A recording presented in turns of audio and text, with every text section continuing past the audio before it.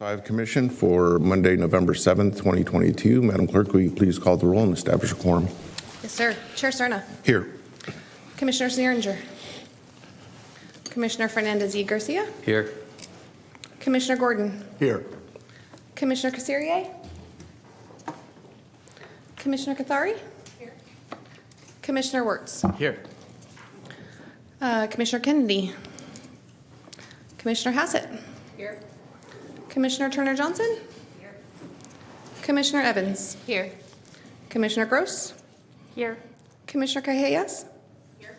And Commissioner Moak. Here. Thank you. We have a quorum. Very good. You want to read our statement?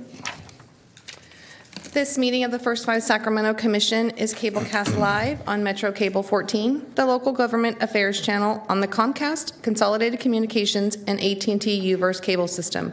This meeting is closed captioned and live streamed at metro14live.saccounty.gov. Today's meeting will be repeated Wednesday, November 9th at 6 p.m. on Channel 14. This meeting can also be viewed at youtube.com/metrocable14. Very good. Thank you. Commissioner Moak, will you do us the honor of leading us in the pledge? Salute and pledge. I pledge allegiance to the flag of the United States of America and to the republic for which it stands, one nation, under God, indivisible, with liberty and justice for all. All right, thank you. And again, I'd like to welcome everyone that has joined us here in person in chambers today, as well as those that may be watching vis-a-vis Metro Channel 14. We have a fairly full agenda in front of us, so I think the best thing to do is probably get right down to it. Again, just as a friendly reminder to those that wish to address the commission, you're certainly welcome to do so. We ask that you please limit your comments to 3 minutes so that everyone has the opportunity to address the commission if they so choose. So with that, let's call our first item, please. Item 1 on the consent calendar, we have a bunch of items. Approval of the October 3rd draft action summary. Receive first 5 committee updates. Appoint Katie Andrew to advisory committee oral health seat. Appoint Jennifer Mohammed to the advisory committee preschool seat. And finally, approval of the 2023 commission meeting calendar. Okay, very good. I've been advised that we can take the entirety of the consent item as one and vote on the entirety of consent as one motion. So do any commissioners have any interest in pulling any consent item for specific discussion? Seeing none. Do we have any members of the public that wish to address us on any consent matters? No, sir, we do not. Okay, very good. At this point, I'd entertain a motion. I'll move the consent agenda. Okay, it's been moved by Commissioner Gordon. Is there a second? I'll second. Seconded by Commissioner Fernandez y Garcia. Okay, roll call vote, please. Chair Serna. Aye. Commissioner Hassett. Aye. Commissioner Fernandez y Garcia. Aye. Commissioner Gordon. Aye. And Commissioner Evans. I'm sorry, Commissioner Gross. Aye. Commissioner Cathari. Aye. Commissioner Wirtz. Aye. Thank you. Motion passes. Very good, thank you. All right, we're on to separate matters. Item 6 is the public's opportunity to address the commission on items not on today's agenda. Madam Clerk, do we have anyone sign up to speak on matters off agenda? No, sir, we do not. All right, very good. We'll move on to item 7. If you could please read that. Item 7 is the Executive Director's Report. Good afternoon, Commissioners. It's great to see you all here again. I have many items in my Executive Director's Report, but I thought I would just highlight 3 for you today. Is this really loud or no? You're good? Okay. I was first just pleased to share a brief update on the efforts to prevent child abuse and neglect in the county. First 5 has been partnering with Commissioner Cajellas and DCFAS and a slew of other county departments, Child Abuse Prevention Center, and many other nonprofits on an assortment of various groups and collaboratives, all with the goal of preventing child abuse and neglect in the county. Several commissioners also sit on a couple of these different committees as well, so thank you for your participation on those. Our goal is to soon, in the spring, have a prevention strategic plan to present to you and the Board of Supervisors and the rest of the county and community. And we are also working mostly Michelle and DCFAS working to create a prevention plan for drawing down funding, federal funding from the Families First Prevention Services Act. And that money is to be used for our direct services on child abuse prevention. So really exciting. And I gave you some details in the report, but just wanted to say more is coming later, and maybe even a presentation, maybe even a joint presentation on all of these efforts after the new year. The other thing I wanted to highlight is a handout in your packet. It's on page 17, and it is some of the highlights, a summary of highlights of the systems improvement and sustainability work. We are working in the SOS committee to create an evaluation of 5 years of systems improvement and sustainability work. And these are just a couple of the highlights. The full report will be to you in, I believe, the April commission meeting. And as you know, we had about $100,000 in this current strategic plan to do some of this work. But with that little bit of money and some luck and some work, we've been able to draw down millions of dollars for both direct services as well as systems improvement work. So just really proud of that work, and can't wait to show you the full report. A quick word on Parent Leadership Training Institute. The deadline for our parent and caregiver applications to be a part of the very first cohort is this Thursday, the 10th. And so in your packet, there's a link to the information, and there's a flyer on the program. So if you haven't sent that out to anyone yet and who you think might be a good applicant for us, please do. We have 25 spaces to fill, and I know we have more than that in applications already. I'm not sure what we're up to, but it's pretty significant. So we feel like we're doing well, but please do share. And one thing I wanted to sort of late breaking news that came in after the packet was finalized, but about a week ago, First Five California approved $126 million over 3 years for their impact program. That's to begin the 3 years beginning in 2023-24. That funding is specifically to improve childcare and early education settings, environmental settings, and the state staff are going to be working on what that RFA looks like, and of course, county commissions will be allocated a specific dollar amount, as in previous years. This is just a heads up that historically we don't accept that money. We utilize our first right of refusal, and we pass those dollars to SCOE, and SCOE has the staff and the expertise to actually implement all of that programming. They do a phenomenal job. So that money doesn't come directly to us, but we benefit from it through SCOE. So that would be my recommendation, to continue what we have currently done.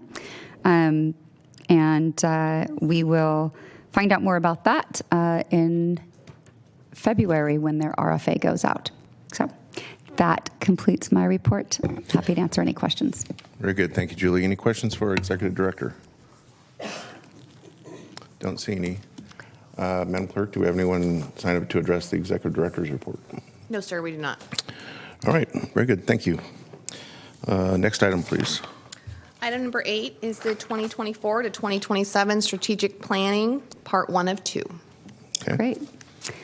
I'll kick it off and then hand it over to our consultants. So it's finally time to make some real decisions on the strategic plan. We feel like we've been talking about it now since February.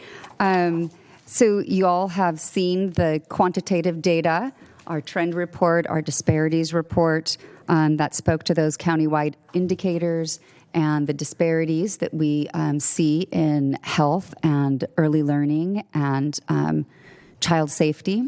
And then at our last retreat, you all also heard from the community, from systems leaders and direct service providers from the focus groups, as well as almost 900 parent surveys that came back. So now that gives us the opportunity to use all of that information to determine our priorities so that in 10 years from now, our children and families will thrive. And just speaking as your executive director, I'm just really committed to learning and doing better with each strategic plan. We're in a new place than we were 3 years ago when we created this plan, and we've evolved and we've learned so much along the way. And I think that this plan will look different than our current plan. And in fact, it should look different than our current plan. If we are funding all of the same exact agencies at the same funding levels to do the same interventions with the same populations, I think we will have failed in our know better and do better mission. So I've honestly never been so excited, a little scared, a little nervous, but very excited to jump into a strategic planning process and see how we can change our world in Sacramento with this process. So with that, I turn it over to two familiar faces to you by now, Ms. Evan and Ms. Nina, to take it over for this part. Good afternoon. Good afternoon. Can everybody hear me? It's probably best if you take the These two? podium mics and bring them both down This. and speak to the center of them. There you go. Testing. Can There you everyone go. hear me okay? Yeah. Better. All right. Good afternoon. So good to be with you again to talk about strategic planning. Very exciting, to Julie's point, because we're going to make some choices today. We're going to make some decisions on behalf of Sacramento's children, thinking about specifically long-term priorities. So just going to do a bit of a review of what we're going to do today. Then I'm going to hand it over to Nina, who's going to talk about mission revision based on the discussions we had at our last meeting. So we're going to make some decisions on those today. So in terms of our focus today, first we're going to be looking at mission. And so as you may recall, we talked about the importance of adding both equity and race equity as a commitment that First Five Sacramento is making in the mission statement to really drive that work and clarify that commitment for all. And so we'll get into that. We took your feedback. As you may remember, we shared a survey with all commissioners. 10 of the 14 commissioners replied to that survey, and we took that feedback, developed a revised draft of the mission for your consideration today. So we'll review that and hopefully vote on that. Then we'll follow up on the discussion. As you may remember from our last commission meeting, we started to talk about long-term strategic priorities and direction for the next 10 years. And so we took your feedback. We also took the feedback from the survey we shared between the last meeting and this meeting, and we have some draft long-term, again, 10-year strategic priorities to share with you for your consideration and vote. This will support and set up the vote for medium-term strategic goals that we'll make in the next meeting, and I'll talk about that in a second. So really, we're to drive that work, we're hoping to have 4 key decisions made today. One, we want to make a decision on whether we want to move to focus resources over the next 10 years on direct service, on systems and policy change, or a slow transition from where we are now, which is mostly funding on direct service, to mostly funding on systems and policy change. So that's the first decision we'll want to talk through and make today. The second decision we'll want to talk through and make it's about the 10-year strategic priorities, right? So we took your feedback. We developed a draft 5 for you to review based on the survey feedback we received. So we'll talk about that. We'll talk about what the survey responses were on those priorities. We'll make that decision. In addition, we want to Again, we're going to make the decision on the mission. And finally, we're going to make a decision on 10-year outcomes. So where do we want to be at the end of 10 years? Specifically, where do we want children, our youngest children in Sacramento County, to be in 10 years based on the decisions we've made today, right? So the outcomes. Those are the 4 things, again, we want to do. Mission, systems versus direct services, 10-year strategic priorities, 10-year strategic outcomes. Okay, those are our 4 decisions today, critical decisions. In addition, we're going to start the conversation, and Nina will lead this, about funding priorities based on those strategic priorities. And we'll also start the conversation, time permitting, after the board handles some business. We'll come back to you for a part 2 discussion, and that will be to give feedback on a set of draft medium-term goals. So what are we going to do in the next few years to advance the long-term strategic priorities that we are going to decide on today, right? Those will just be discussions because we will make the medium-term decisions at the next meeting. So that's what we're focused on today. Lots of important work to get done. Are folks ready? Yep. All right, let's do it. So just as a reminder and to orient you sort of where we are on our path, everything in blue we've completed, which is the data analysis. We shared a lot of that in the last strategic planning session. We've completed our first couple of planning sessions with you, and we are in the pink zone of the roadmap to completion of the plan at this point with strategic planning session 3. And so again, the decisions are there. As I mentioned in the December meeting, that's when we will call the vote on medium-term goals and investment strategies based on the decisions that are made today about long-term priorities. And then we won't meet again in January, because in January we'll start to draft your strategic plan, which you will have a chance to review and offer feedback on, not vote just yet, but review and offer feedback on in the February meeting. And then at the next meeting, which I believe is the April meeting, we will bring that revised plan back to you for a vote. And that'll be the end of our process. All right, moving to the next phase. All right, so I'm going to pass it to Nina now to talk you through mission revision so we can get your feedback and call a vote. There you go. Maybe you should stand here, yeah. Okay. All righty, Evan's going to stay where she is at because she'll be revising the mission if needed.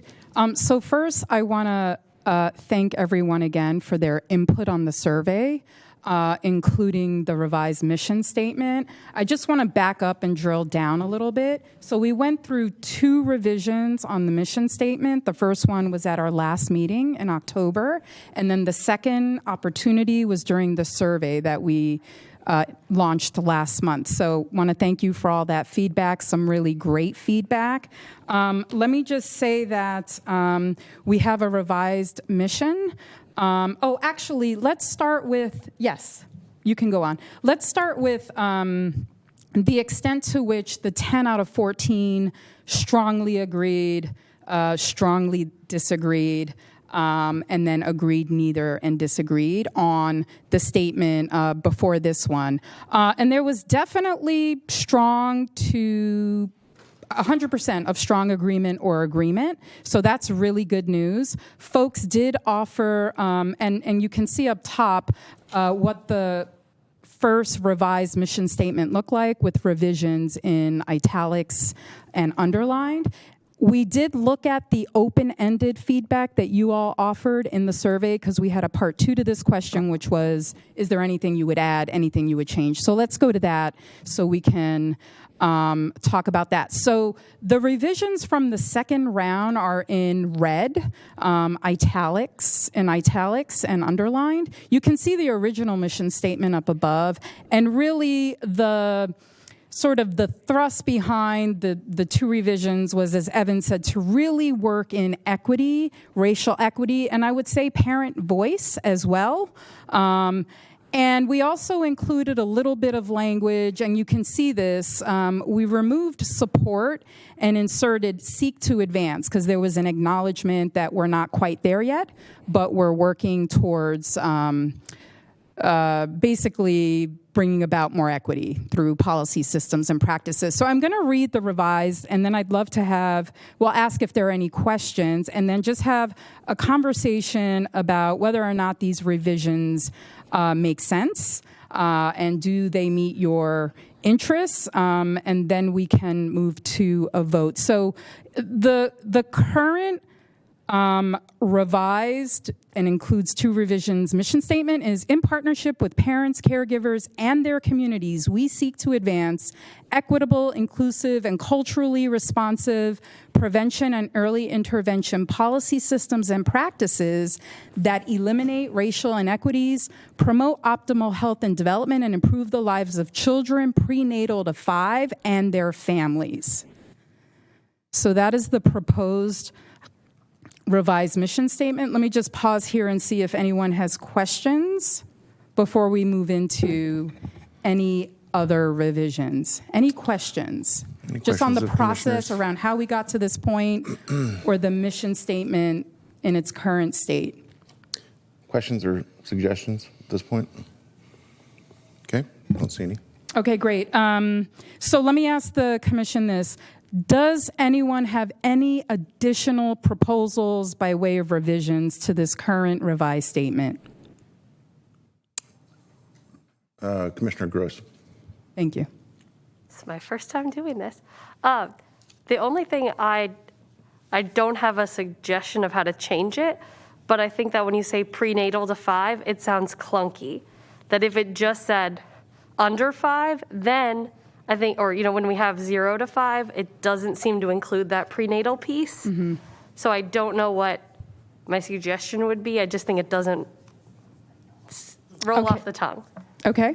So, and let me just say this. There was an acknowledgement that when we talk about children's health, right, we're also talking about pregnant women. So I think that that's what we were trying to capture there. Okay. So suggestion of under 5. How do other folks feel about that?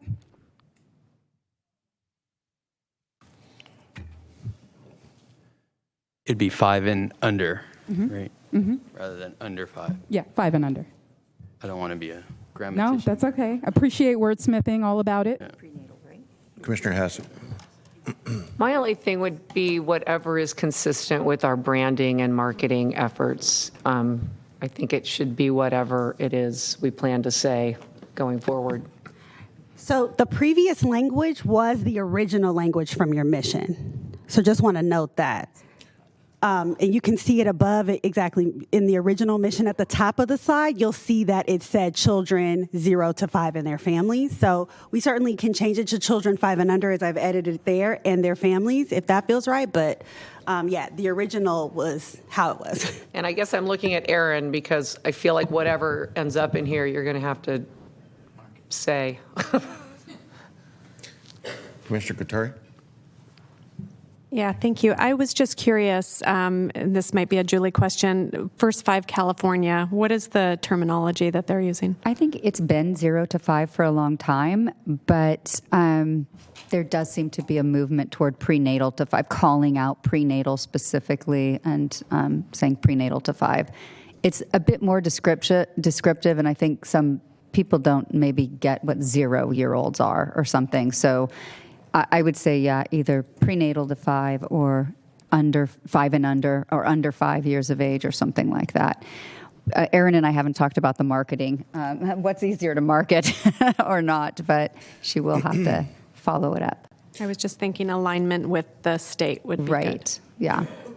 We have others in the queue here, but I wanted to chime in at this point. I am fine with prenatal to 5, and the reason being is I think when we say prenatal, I think we more closely resemble the fact that we have a history and a future intent to not just focus on the age of the children, but if they're still in the womb, we do certainly, as part of our mission, have a great deal of interest in the health of the mother, in breastfeeding, all the things that are in preparation for a birth. So it seems to me that that might actually not just be more consistent with the state, but in my estimation, a little bit more accurate. Commissioner Wirtz. Yeah, I'm not sure how strongly I feel about it, but I have some concerns about the prenatal. First of all, it's preconception. Is if we're talking about how to help children, we need to give women the opportunity for health and well-being prior to their pregnancy. So prenatal, I mean, if we're trying to capture what's necessary for children, I don't think prenatal does it. But I also think that the language children prenatal is problematic to me as well. But it could work. I think I would just go back to 5 and under, or 0 to 5, but because I think this brings up both incompleteness of looking at women's health and then secondly, the political issues around language. Thank you. Commissioner Gross. I love this discussion, and I love watching you type it and it change, and that would be how I have to see it. I have to actually see it. I do think when you changed it to 5 and under, that it lost that, practically out in the world when you're talking to parents and you say under 5, they're not thinking about pre-birth at all. And so then I don't have the language for it, but I also would echo what Commissioner Wirtz said, that we also are interested in health prior to the prenatal period. So I don't think we have an answer yet, and I love the discussion. But I do also want to say, if we change the dash to the word to, as we had before, I think that it looks prettier. Thank you. Any other comments or suggestions? Well, I don't hear unanimity on this. Dr. Kassiri? I figured I might say something also. I think as far as what trying to capture as much as possible, making it prenatal to 5 captures the most. But I think you should spell out the 5 instead of putting the number, because to me that is clunky. But otherwise, saying prenatal to 5, it does bring in that aspect of caring about children before they're born. Would that be prenatal to 5 or prenatal to 5 years of age? 5 years. Yeah. Correct. Are there any other comments? Commissioner Wirtz? Well, I just see that you've added the mothers, and again, I appreciate the concept, but again, children depend on mothers and fathers in particular, and other members, so I don't think that works, because that does seem to purposely leave out males, and parents aren't the only, caregivers. How about his families? Their families You see, are in there. I thought, and their families, although people are Captures right it. in saying that the normal population might not think prenatal then, but by putting their families there, it does say that we are working on everything related to that. So that's just my comment about the original. Group editing is hard, that's for sure. Well, I think we're close. But you guys is there something that we need to talk about that's being texted back and forth to all of you right now? I know, I just see everybody staring at each other and like, look at your phone. So if we need it, this is a discussion, I think, so we can. I had a suggestion, and I thought it would probably be better coming from Julie, which is why I was trying to text her. Oh, sorry. Okay. I'm Not just some captivated legal with matter right listening now. and not looking at my phone at all. I'm really sorry. I have Commissioner Fernandez y Garcia in the queue. On the question of that eliminate racial iniquities, was there a discussion around putting specificity around that, inequities in what? Yes, that came out from the last meeting and a couple of open-ended responses. Yes. And specifically, I think there was this real interest in having the broader language of equity, which is why that's in the beginning of the second line, but also acknowledging that we're really interested in dealing with racial inequities in terms of alignment with our Ready CR work and that commitment. So we tried to strike the balance by including both language sets to try to keep the equity broad, but also make it clear that First 5 Sacramento is interested in addressing racial inequities. Okay. No, I understand that. I was just wondering about there can be inequities in lots of different things. So are we talking about inequities in health, inequities in systems, or all of it? Okay. So, are there any other comments? Yeah, I have a comment. The change from in the first line, going from just community to a little more specificity with parents, caregivers, and their communities. While I understand that, you always run the risk of, when you get more specific, of not being complete with the list of who you're talking about. So I could very easily think, families could be in there, educators could be in there, and pretty soon the list gets pretty long, which leads me to believe that last time this was revised, maybe the fact that someone or a group landed on the word community was for good reason. Yes. So I'm not sure I'm thrilled with being that specific, unless you're going to have a very long mission statement, which I'm not a fan of. Yeah. So before we move into that comment, I just want to resolve the previous one, which is, I think we're in agreement that we need to figure out a way to include parents, caregivers. I think the question is, do we include it at the front end, the lives of parents and caregivers, or at the back end and their families? And I know that, Julie, I think you were going to weigh in here.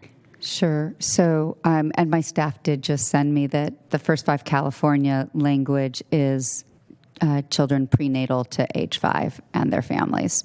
So if we were to stay consistent and even with fewer words, that's probably the way to go. Okay. And their families. Okay, great. So prenatal to age 5. And their families. And their families. Okay, so why don't we move on to hold on. Chair Cerna's comment? Yes. Commissioner Gross? Oh, you turned my mic on for me. Sorry, I'm learning so much about technology today. I think when you say to age 5 instead of prenatal to 5, it also really helps with the clunkiness. Just wanted to highlight that it's feeling better. Good. Great, thank you. So let's round this out with Commissioner Chair Cerna's last comment and their communities. That came from the intention of wanting to capture, I guess, providers that serve parents and caregivers, and those that represent their interests. So that, we went with that broader language just to kind of capture everyone. But I hear your point. So I am curious, just what are other people's thoughts on that? And I'll just add, I think we batted the language around whether it's the community or their communities. And so this is where, how do we structure a mission to where it's specific and focused on the work of the organization, but also acknowledges that children don't exist in vacuums, nor do caregivers, and that communities are critical, right, to children thriving. And so their communities was our effort to narrow, Chair, to your point about the community is big, the list can get long, and also how do we be specific to the communities that support those parents and children. So that was really our effort to balance that. But again, open to adjusted language. Happy to hear edits. Any comments, suggestions?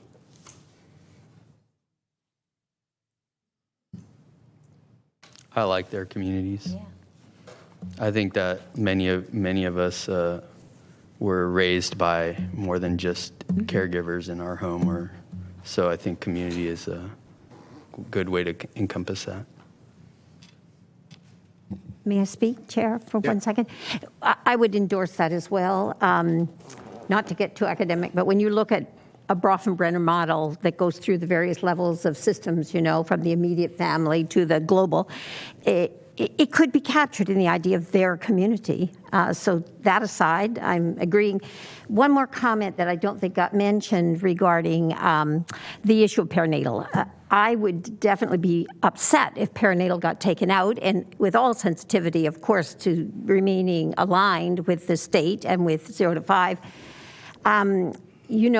we can't, the fact is that with our focus on the infant mortality project, which has had huge success in at least opening communication nationally, and certainly helped bit by bit with our own numbers, though we're anywhere near getting our complete goal, we would be remiss to take anything away that would allow us to understand this is prior to birth. On the other hand, one last thought I had, we can't, on the other hand, say mothers, not only because of the gender equity issue, which is valid, but because that's not what our funding is. You know, we can't go there. So I think if we keep perinatal, which is, I believe, the current way of expressing anyway, that we've covered that. And I like some of the other discussions of saying until 5, you know, to include, as opposed to a number, you know. So anyway, just those comments. So I'm hearing a lot of agreement on their families. So unless anyone objects to that, we'll keep that. And then I just want to go to one other point that Commissioner Turner Johnson brought up, and then we'll round this out because we are actually over time and have to vote on this revised mission statement. And that is, I heard the word perinatal versus prenatal. Is that right, Commissioner? Yes. Well, that's a whole other semantic discussion. I'm just wondering, so is that let me what just you're say what recommending? I would feel. Para, to me, unless I need to be corrected, is before, and for that matter, after, you know, which concerns the health of the mother and the child from, if you will, I guess, conception and before regarding mother's health, which I've said we really need to stay away from, all the way through. And that would make sense to me. Pre means before. But that's just my interpretation. I could be wrong. So the recommendation is to change prenatal to perinatal. Sensitivity to other language being used, which it has to be considered. Olivia? Yeah, let me correct. Commissioner Gross? It is my understanding that saying prenatal through age 5 would also include the perinatal period. That it would be a broad, like a wider range of time. So I would stay with prenatal for that reason. Dr. Kassiri. Yeah, I was going to say the same thing. Prenatal goes all the way from conception to birth, and so that it does cover perinatal. Perinatal is much narrower. It's only around the period of birth. So they are correct.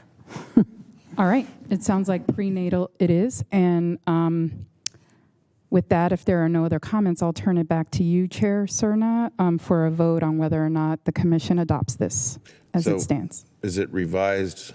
Have you been revising as we've been going along? Yes. All right. So commissioners, please take one last look at the revised wording that's redlined. And I will entertain a motion. And I just wanted to clarify one other thing, that this would be effective immediately. I so move that we accept the revised mission statement. I'll second. Okay, it's been moved and seconded. Roll call vote, please. Do you want to do roll call or you want to do the push buttons? You got the electronic? I do. Oh. There you go.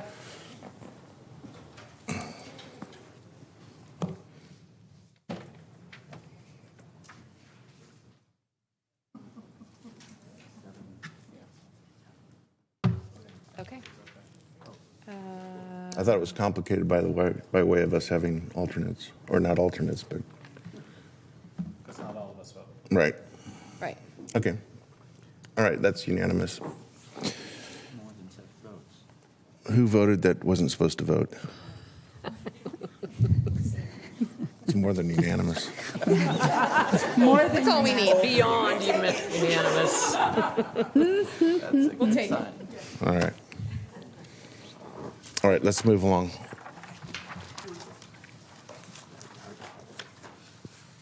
All right. Thanks, folks.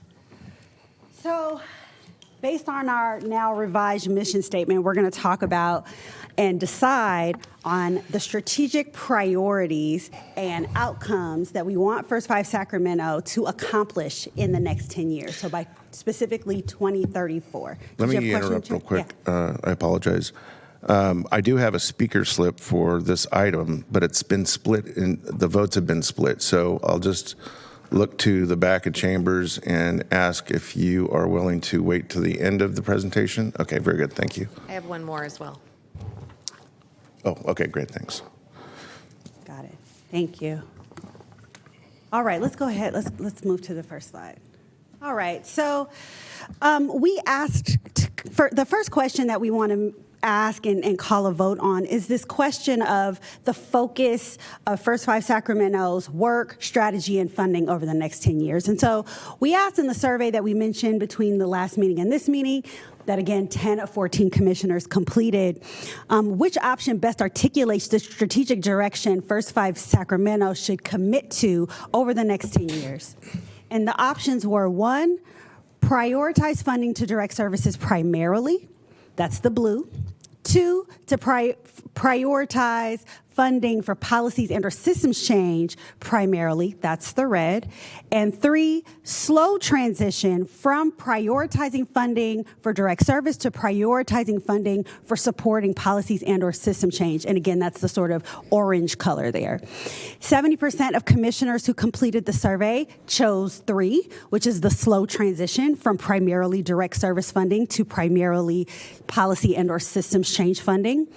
20% selected blue, which is prioritized funding for direct services primarily, and 10% selected prioritized funding for policies and/or systems change. Bottom line, the overwhelming majority of commissioners that completed the survey made the choice for either systems change or a slow transition from direct service to systems change.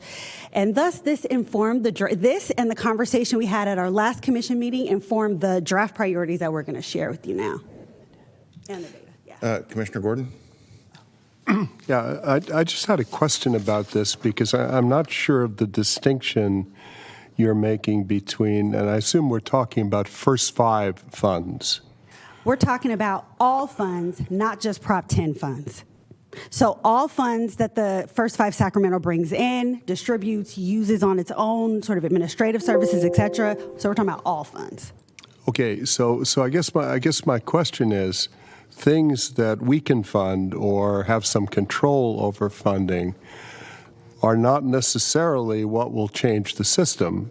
Systems change, I think, is one of the main things that we need to be about.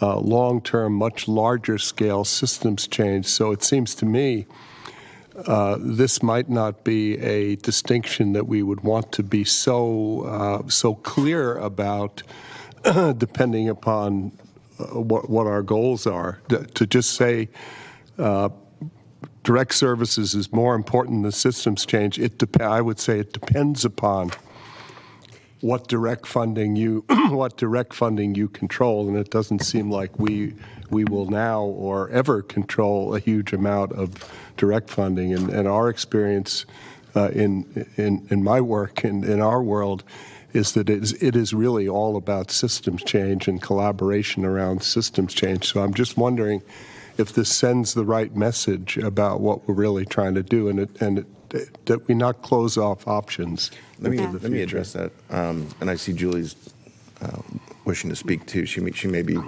about to say the same thing I am, which is, I think, Dave, the reason it's been presented this way, and I want to be clear, I don't think they're mutually exclusive necessarily, but I think the reason we're having this particular discussion is in light of a budget that is going to drop by design. And so as it begins to drop, especially when you're talking on a scale of a decade, I think there's a growing sensitivity. Well, how can we be most effective with fewer and fewer resources? Julie, is that kind of what you're going to? That is correct. Okay. Yeah, and I think it will always be a combination of the two. But as staff, we were just very interested in where commissioners were sort of leaning in that understanding of that. And I think we're always going to be partnering with other agencies, county and otherwise, where the money that we're getting is to provide direct services. So like our home visiting dollars.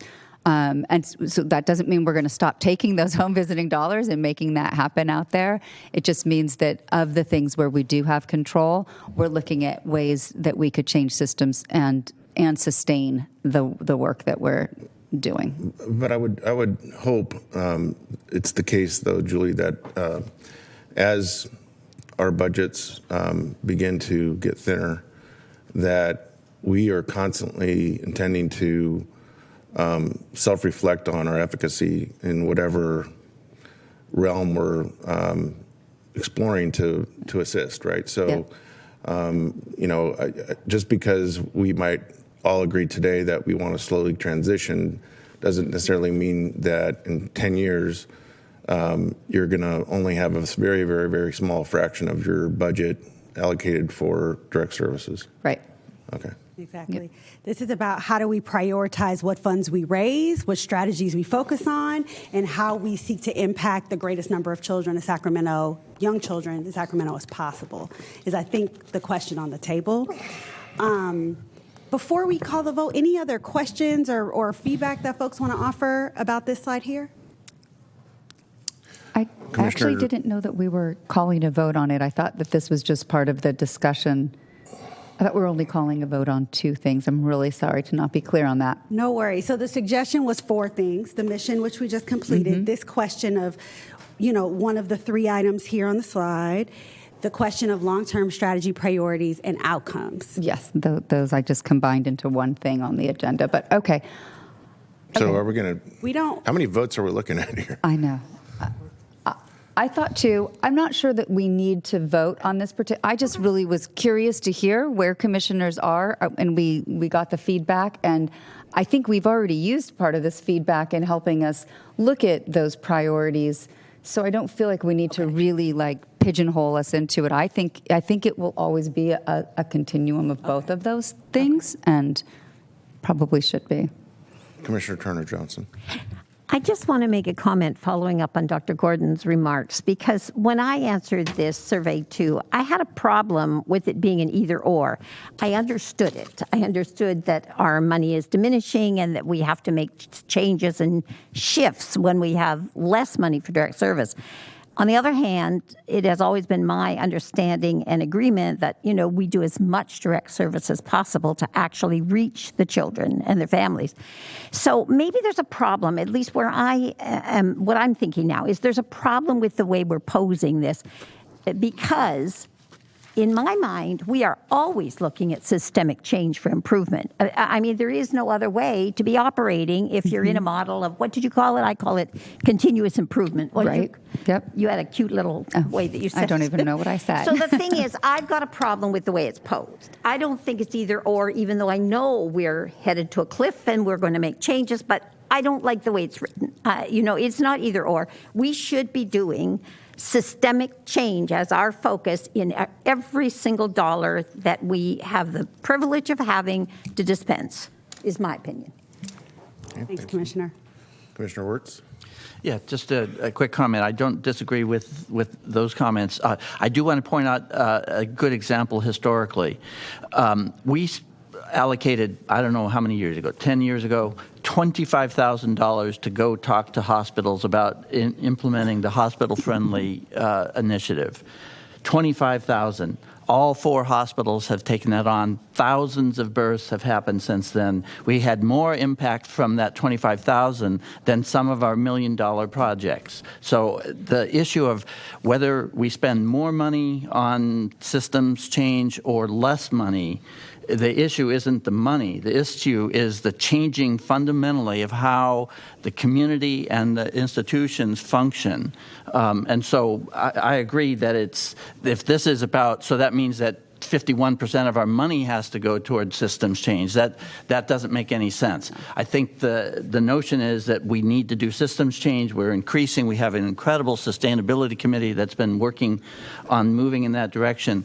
So I think, again, I like your idea, Julie, of leaving this as a generic statement that we need to do both of these, and we will probably need to do more of the systems part of it as time goes on. So, Yeah, I don't disagree. I think we shouldn't lose sight of the fact that not only are they not mutually exclusive, they are necessarily linked in most instances. So when you're pursuing systems change and you're trying to avoid the status quo because there's a more effective way to do things, well, how do you deploy that? Well, in many cases, you deploy it with what? Direct services. So I think the point is well taken that this kind of has been presented at the last meeting, and here is one or the other. So I think if it was in fact a strong suggestion from our executive director to kind of understand that dynamic, but not necessarily have to move outside of a shade of gray here that may make some folks uncomfortable. It doesn't make me uncomfortable, but I think it's worth noting that these are two aspects of what we do that are both very important. Thank you, Chair Sarna, and thank you everybody for your feedback. Really appreciate that. Super helpful for us as we help work to draft your strategic plan. So if there's no other questions or comments, we can move to start to discuss long-term strategic priorities.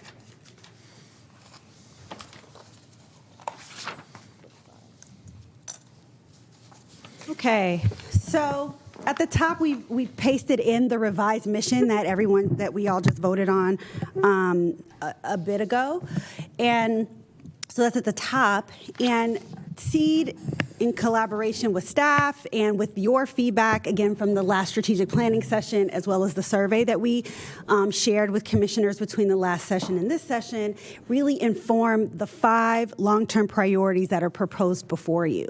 So I'll just read them so they can wash over us, and then I'm happy to answer any questions. And the goal is to vote on these today.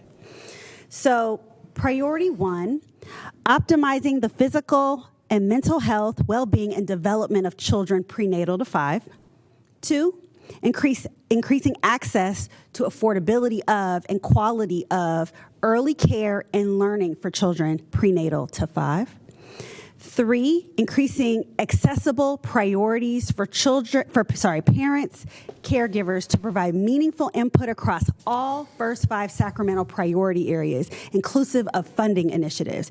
And this priority really comes out of the interest that we heard loud and clear from commissioners about how can we center community voice, how can we center parent voice in our prioritizing and decision-making around funding and strategy. I think grammatically that doesn't work. I don't know if it matters, but I think it should be increasing access to affordable, quality early care and learning for children prenatal to 5. Thank you. Making that edit now. Can you repeat that, please? Increasing access to affordable, quality early care and learning for children prenatal to 5. Oh, I'm sorry. I was on 3. One more time. Increasing access to affordable, quality early care and learning for children prenatal to 5. Thanks, Chair Sarna. Yeah. I'm just thinking that affordable and quality are adjectives. I think that would be the access to affordable and quality early care and learning. Yeah, I always try and minimize words in a sentence when I can. Understood. Commissioner Gross? Oh. Okay, well, I read that as it needed a comma after 2, increasing access to, affordability of, and quality of. We're taking out that preposition. That's the point. But it's 3 different things. Access to care, affordability of care, and quality of care are 3 different things we want to increase. They're all, okay. They should all be something we're pursuing. So again, increase access to affordable, quality early care and learning for children prenatal to 5. Okay.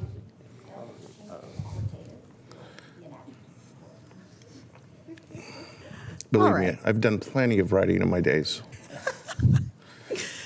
I really appreciate the interest to clarify and minimize words, and we want to make that the case as well.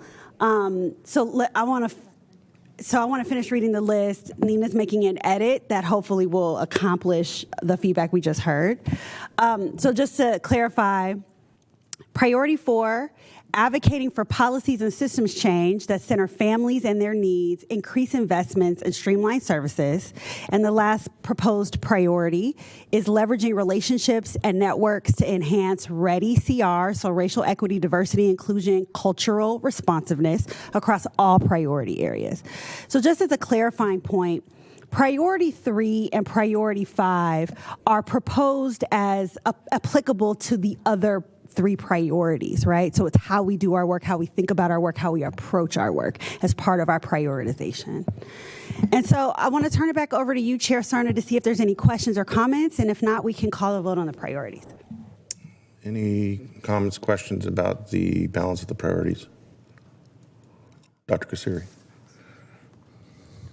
I think we need to spell out what READY CR is. Agreed. And while we're typing that out, Chair Cerna, does 2 reflect the feedback you offered around language? Yeah, that's fine. It doesn't have to be a gerund. It could be increased access to affordable and quality early care. Okay. We can take that out across all of the priorities if that feels good. Commissioner Gross.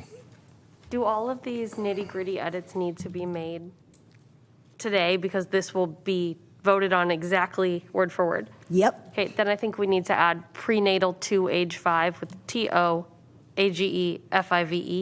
to match the mission. Yes. Okay. Thank you for that.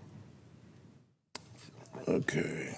Any other comments or questions or suggestions? I do think Commissioner Wirtz. to and through, from a data point of view, when we say to a number, it doesn't include that number. So usually it would be through 5, but again, if it's common sense, otherwise I'm fine with that. Yeah, that's consistent. It should be through. Through, yeah. Yeah. And then priority at the end, priority 2 at the end as well. See where it says the dash? Okay, they're making the last changes here. Any other comments, speaker, forever hold your peace here. Yeah, Commissioner Gordon. The only one I would ask about is when you make a statement like proportional to community need, when the community seems in the first paragraph to be referring to the larger community. Do you set yourself up for someone to calculate or decide how you are doing that? If people say, well, my community is different from that, et cetera, whenever I see a word like proportional, it conjures up the notion of someone coming in and saying, we counted X, Y, and Z, so maybe there's another way to commensurate express that. We can remove that statement if that feels right. We can just have the mission here and the 5 priorities. Yeah. Let's delete that, Nina. Yeah. Yeah. Maybe a strike through line, if that feels right. Top. Yeah, right there, right below, right to the right. Commissioner Qatari. I was just going to ask priority 5, the last third word to the last, it's may not work there. Across all priority areas? Yeah. Maybe. Agreed, thank you. Commissioner Gross. Are these in this order because of how we have voted already, or are these in this order for no reason? No, there's no particular reason. This was the order prior to the meeting started, so it's not informed by the mission, but so it's not intended to be like a prioritization of the priorities or an emphasis or any particular ordering. So if there's another ordering that feels right or good, we're happy to make that change. I think that is reasonable for us to think about moving priority 5 to priority 1. It's also reasonable at the bottom as and it applies to everything else. But when I see them listed priority 1 through 5, it feels like when 2 of these priorities are at odds, we would go with the one with the lower number. And if we are walking into this next 3 years with racial equity as the thing, I think it should be number 1. Agreed. We'll make that edit now.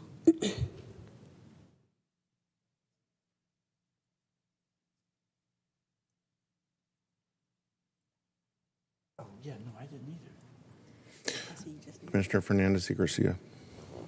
So just to clarify, are we ranking priorities? No. Because if not, That's not our intention. yeah, but so they're just all what we wouldn't need any numbers, right? We know that they're separate priorities. Yeah, Why can't we just ABC. have priorities? we originally numbered them just so we have the language to Yeah. all talk about them together, but we certainly could put A, B, C, D, Yeah, I understand. or, star, triangle, circle, whatever feels good. So I don't think they need even titles, Or right? ti- They're yeah. just priorities. These are our priorities. Agreed. All of them. Okay. Oh, you're still missing. We're making these revisions on the fly right now. Pick an Give us a emoji. sec. Maybe just delete the words priority. All right.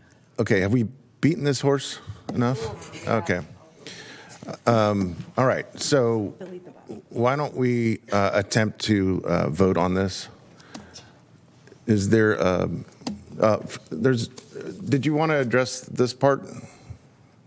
The priorities? Why don't you come forward? Is it Amelia? Okay, thanks. And then after Amelia is Lisa Matthews.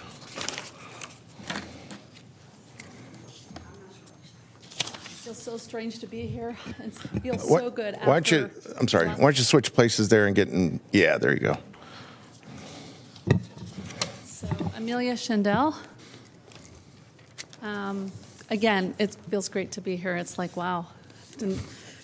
It's almost emotional, right? After a couple of years of pretty difficult times.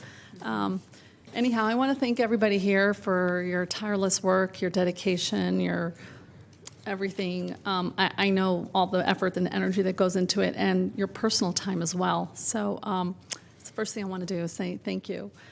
The second thing is thank you again for giving us opportunity to share and to be part of this process. So I appreciate it very much. Long before equity and health disparities was commonly discussed, a famous pediatrician, neonatologist, and clinical toxicologist had something to say about this matter. So in 1992, that's 30 years ago, she said, Dr. Ruth Lawrence said, professor of pediatrics, obstetrics, and gynecology at the University of Rochester School of Medicine, and medical director of the Breastfeeding and Human Lactation Study Center. And this is what she said. Breastfeeding is the most precious gift a mother can give her infant. When there is illness or malnutrition, it may be a life-saving gift. When there is poverty, it may be the only gift. Thank you for acknowledging this truth and showing your conviction by providing families in our community with breastfeeding support and assistance throughout all these years. We have made tremendous progress. Commissioner Wards was talking about the 25,000 that went to the hospitals. It wasn't easy at all. I don't know if you remember, but we sat here with First Five staff, and they're like, well, we'll just give money. We'll just do it. We'll just do it. We're like, oh. It's so political. It was so difficult. But by rephrasing and not saying the B word, breastfeeding, we called it something completely different. We called it baby bonding, skin to skin, and that's how it got into the hospitals. And it was very challenging, but it was successful, and it was beautiful. Back in the day, 30 years ago, it was like breastfeeding. It wasn't even a term that you could freely use. But I have to say thank you. This partnership was amazing. And together, we've really achieved a lot. This partnership has achieved a lasting impact on so many families with limited resources, limited access to breastfeeding assistance and support. So thank you again. And I want to respectfully encourage you to continue your legacy and include breastfeeding in your first priority, actually not number one anymore, but the optimizing the physical and mental well-being and development of children 0 to 5, since breastfeeding is truly the first action after birth where a mother will actually optimize her baby's physical, emotional, mental, and developmental well-being of this child. So if you have any questions, I'm here, but thanks again. Great, thanks.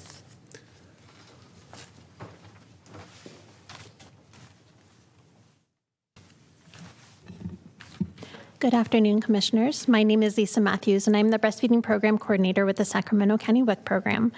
And I also want to thank this commission of its long legacy of supporting lactation and breastfeeding. And as you consider First 5 Sacramento's priority areas for the next several years, I definitely want to encourage the support of priority number 1 that optimizes the health and well-being of children 0 to 5.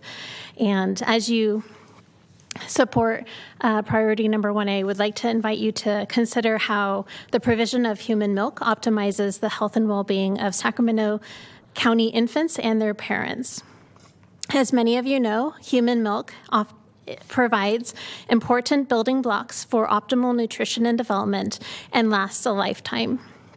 The provision of human milk is the first step for many infants out of poverty and out of inequity. And it provides a strong foundation for healthy development and growth. Your hard work and support in providing ability for lactation support services within underserved communities is leaving a legacy with deep impact on physical and mental health and well-being for families across Sacramento. Thank you very much. Thank you. Commissioner Wirtz. Yes, if I could just take a moment, and Emily, maybe I have a question for you. It's Amelia. Amelia, excuse me. I apologize. There was for WIC. Okay. There was a recent article that demonstrated that WIC clients have lower breastfeeding rates than low-income clients throughout the United States, which is a testament to some of the dangers in the WIC system of promoting formula feeding and providing samples and so on. However, my understanding is here in Sacramento, the WIC program has higher rates. And so I wanted to take this opportunity to acknowledge that and recognize that that's got to be due to your work and hopefully to some degree to the support that you've maybe gotten from the county and from First 5. You're absolutely correct. Yes, our breastfeeding rates in 2019, late 90s, early 2000 was 6%. Now it's leased at what, 24%. And I used to track it, and it was like pathetic. I mean, it was horrendous. By First 5 start funding the lactation program, and I have all those data points. It just went up, up, up, up. Then we plateaued because there's a finite number of money, and we are where we are. But you're right, it was 6%, and that is representative. And I'm just pointing out that there's national data that shows that Sacramento is doing substantially better than nationally for its WIC programs. Yes. And I just wanted to acknowledge that. Thank you. And we do exceed the state rate, right, Lisa, and the national rate also. And a lot goes, yes, we're doing the work on the ground, but without the First 5 commission support, we would not be here, for sure. Thank you. Great. Thank you very much. Okay. I assume we don't have any more speakers. Okay. We will now come back to a vote on the priorities. Commissioner Moak. 1 minute. Maybe just a clarifying or an opportunity to change, to address some of the concern around the notion of that they're ranked, that they look like a ranked group. potentially if we just change them literally to bullets. I feel like it says 5 in the, it did, in the line above, but I think if they're just bullets, then they're seen as equally powerful and important to us. So with that, I mean, I like the idea. So if it's okay and if it makes sense, we'll keep the numbers in just for the purposes of the vote, so we all know that we're agreeing on them. And then after we will take them out, they will also appear in the strategic plan as just bullets. Does that accomplish the interest, meet the interest? Or would you like us to make that edit now? I'm sort of weighing time right now. Shouldn't take that long, but I think you get the gist of. I don't want to speak for the entire commission. Are there others that don't like the idea, or is there agreement on that? Yes, I didn't get the notion of why not changing that. What's the difference changing now, changing now? We were just, we'll do it right now. Just cut and paste. It just takes a little minute Yeah. because the computer's a little slow, so. Yeah. We're doing Commissioner it. We're Wirtz? doing it. Yeah, in the meantime, I was just wondering about leaving, according to, we could leave the first sentence here. First 5, Sacramento will focus its resources on the following 5 long-term priority areas. And I think we're only dropping the language about the proportionality, so. Yeah. Yeah. Commissioner Gordon, does that satisfy your, okay. I think that's a good suggestion. So it says first 5, Sacramento will focus its resources on the following 5 long-term priority areas. Bullet point, bullet point, bullet point, bullet point, bullet point. All right.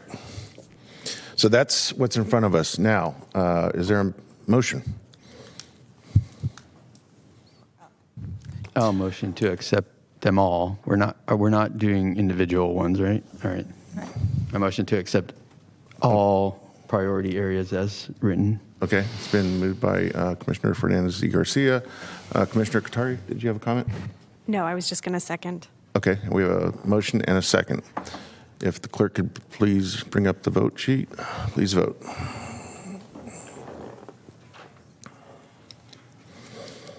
Okay. There you go. Motion passes. Thank you. Very good. Thanks. All right, thank you so much. Got carried away with my clap there.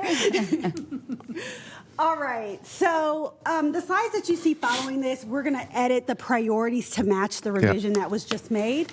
But what we've done is matched the language of the priorities with desired or suggested outcomes.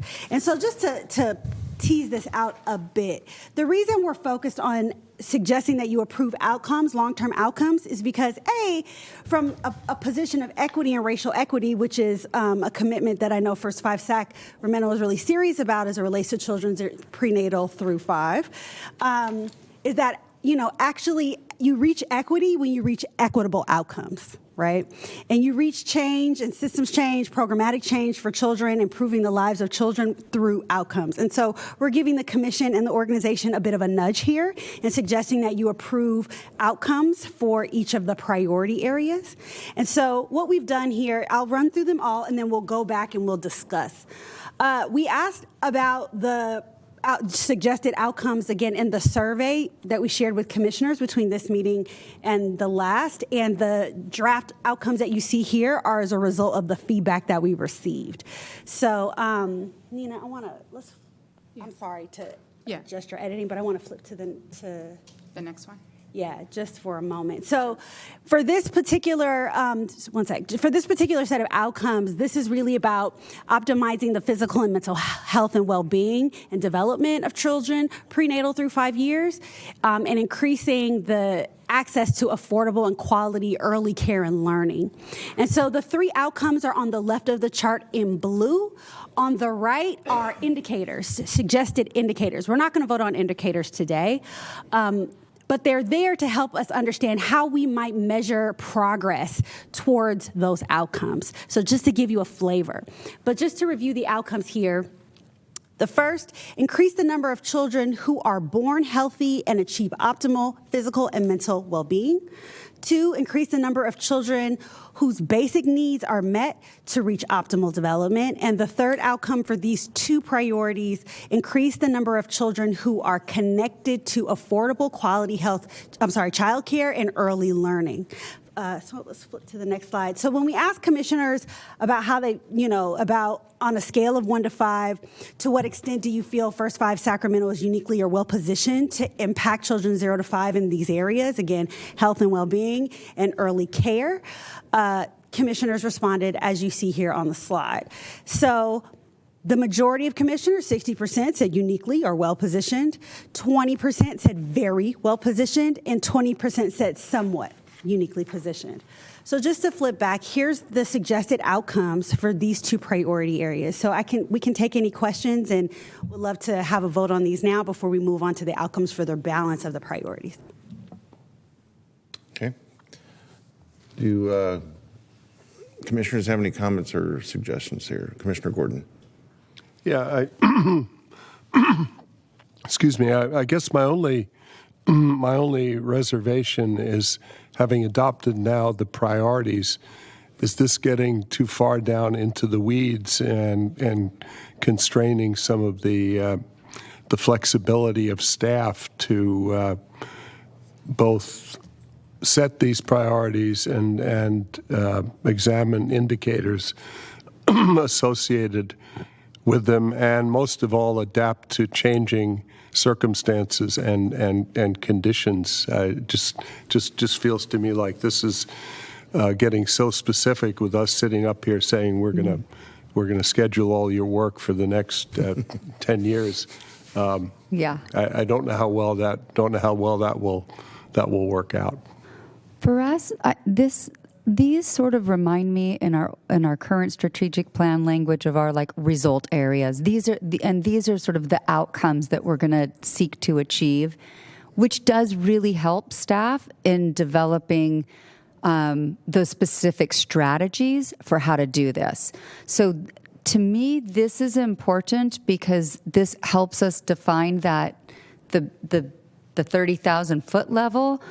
We get really, really more detailed when we get to the implementation plan, and when we get, which is why I really like doing this in 2 different sets. First, the strategic plan, the higher level, and then the super detailed stuff. But this, having strategic outcomes identified, really will get us to the next phase. And this feels like in the weeds. I'm terrified about the next section because it really is more in the weeds around sort of the specific, what are we calling them? Medium-term goals. Medium-term goals. So the medium-term, so this is 10 years out, but the medium-term goals then will say, with each of these, what should we focus our funding on in the next 3-year strategic plan?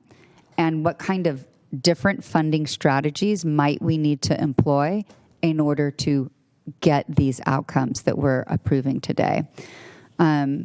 So it is a little bit in the weeds, which is why we used to do it in a committee. And the committee would meet, 4 or 5 times for several hours to do it. But it was also a challenge doing it that way, and commissioners didn't have the opportunity to really weigh in, and $60-80 million worth of funding was really being decided by 5 people, only 3 of whom were commissioners. And so it didn't seem to be the best and most inclusive way to do the work. So we are asking you to get a bit in the weeds with it, but all of that will help staff in the end develop those funding strategies, and even the RFPs will tell us how to get the money out as well as the amount of money. The thing I'll add too is that right now, Commissioner Gross. I just want to clarify for my understanding that we are going to vote on your 10-year priorities, but those are the 10-year priorities that set the plan for the next 3 years. Yes. And then in 3 years, we'll be back here again, reevaluating the 10-year priorities. So you're not stuck Correct. to this for 10 years. No. Okay, just That wanted to is make correct. that really, that was correct? Thank you. and make That's it clear. helpful. Yes, that is correct. Commissioner Hassett. I'm just getting caught up in the word optimal. It just doesn't seem measurable to me. If we're going to go down in the weeds, that I don't know how you measure that. Any suggestion on what you'd like to see it change to? Or just we can remove it if that feels right? I guess what's our goal? I mean, increase the number of children who are born healthy. That's a thing we can count. I mean, I guess I'm going all the way into the weeds. It's like, what are we counting? And, you know, where are we now? And in what time period? And all of that is where this takes me. Yeah, Thank you. I hear you. I'm going to look. Commissioner Gross. And what I hear in that too is how will we know when we've done it? Right. And I think that taking it out helps. Commissioner Wirtz. Yeah, I'm a developmental psychologist, and I have some real sense about what optimal physical and mental well-being has been shown to be in the sciences. So without it, achieve physical and mental well-being. How much? So optimal is a word that's used to say that development has many ranges, and this is the higher end of that. And how I would measure it in each area would be, how they do on Brazelton, the test as an infant, and then, the series of clear measures that are available for getting to school readiness. How are they doing with the social emotional development? Are they, so all of those are ways that you would measure that, and optimal would be the higher end of that, whether it's the I don't worry about whether it's the top of it, but it's the higher end of it. So I don't think it's a problem measuring it from a developmental psychology point of view. I used to do assessments to do that. And the indicators are there to help get you there. Dr. Kasiri. I agree with Commissioner Wirtz in that we do use the term optimal because we do know that not everybody will get to the same level, depending on factors that we might not have any control over, but we want to make sure that everybody has the opportunity to get the best health that they can. And a lot of that is by removing barriers. So when I look at the indicators, I think some of the indicators point to that, like removing some of the barriers that are based on racial inequities, increasing access to care, and increasing access to quality childcare and preschool. All of those are factors that lead to optimal health. Commissioner Hassett. Well, and I guess these indicators don't feel like indicators to me, and maybe that's where I'm getting caught up because I'm thinking I need to hear the Brazelton or whatever the thing is that we'd be using. To me, that's an indicator. These are just like vague things. So maybe it's semantics here for me. Commissioner Turner Johnson. Well, I just was thinking similarly. I mean, when you get into optimal, and even for that matter, quality childcare, I mean, which rating scale of that are you going to use? That's also a very complex field. But regarding the flexibility issue, if you will, that Dr. Gord brought up and what Commissioner Hassett's saying, it seems to me that maybe indicators isn't the best way of expressing. In the world that I have been part of, it was more desired outcomes, which means they're desired and strive for, but they aren't a rule book that says you can't go beyond or be creative in the process. And I'm not sure that's the right term either, but it's an option. So I don't have a problem with optimal in the sense that I understand. The same as I'm agreeing to quality childcare, although how many people could define that here today? Not so many, because they're all very specific fields. But I do think the indicators could be a bit restrictive in the way that it comes off. Commissioner Wirtz. Yeah, just a clarification question. Are we really voting on the strategic outcomes only, or are we also voting on the indicators? I didn't think we were voting on the indicators. The indicators are just suggestions at this point to get our mind thinking about how we're going to know we've hit those outcomes. But we're not voting on those today, just the outcomes. Julie, can you give us a sense of, again, maybe it's a strong reminder that this is how much aspirational versus something else?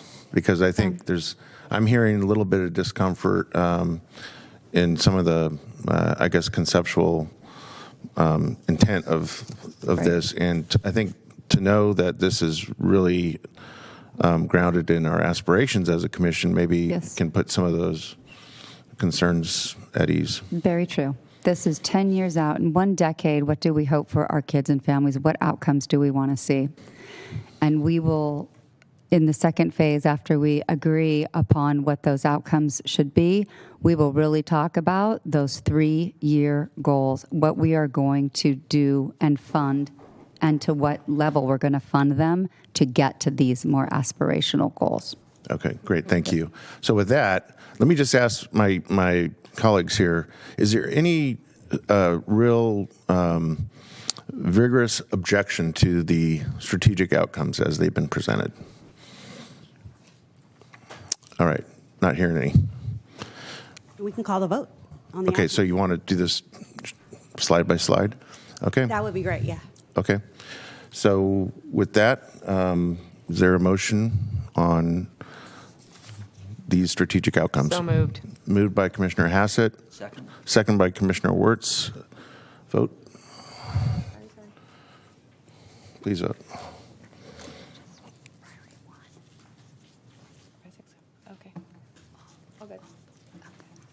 Great. Unanimous vote. All right. Moving on. All right. Just 1 sec on the tech. Again. All right, so for this priority area, we've suggested 1 key outcome. So again, the priority is increase accessible opportunities.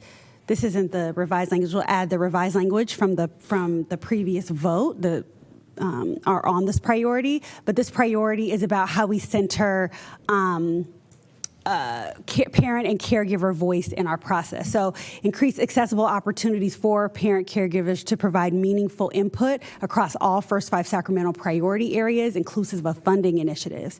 And the outcome that we propose, again, based on staff feedback, all of your feedback in the survey and the previous strategic planning session, is increase parent caregiver expertise, knowledge, and voice across all First 5 Sacramento priorities. So this is really about how do we build the capacity of parents and caregivers and support them to be able to inform the work of the organization. Okay.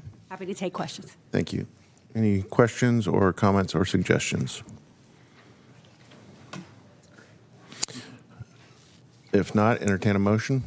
Move we accept this. Okay, it's been moved by Commissioner Hassett. Second. Second by Commissioner Fernandez y Garcia. Please vote.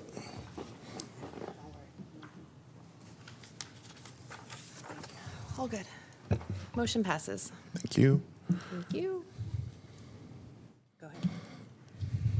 All right, so these are the proposed outcomes for the priority area around advocacy, policy advocacy and systems change. So again, we'll adjust the language to the updated vote on this priority, but advocating for policy and systems change that centers families and their needs, increases investments, and streamlines services. And so we suggested 2 outcomes for this priority area. The first, increase investment in children prenatal.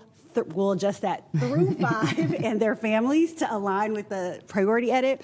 And the second outcome we suggest is increase the integration, equity, and accessibility of children and family serving systems. So happy to show you the survey data from commissioners on this if that's helpful. Otherwise, happy to take questions. Commissioner Moak. Are you speaking to? I want to hear you go first. We're going, if that's all right. Yes, please. We're going to have the same thing, I'm sure. Well, in part. Anyway, my concern is that investment is not the only way you make systems change. And so I would like some language about increasing our engagement with the organizations and systems that impact children. And this doesn't have to be in there, but from economics to housing to, but increasing our collaboration in order to make systems more friendly and appropriate for children and their families. So they've actually typed engagement in there as you were speaking. Is that satisfying? Engagement in... Does that meet your interest, Commissioner? That revision? So it's increased engagement, collaboration, and investments? Does that feel right? I think so. I'm not good at wordsmithing here, but the concept is right. Okay. Yeah. Commissioner Moak.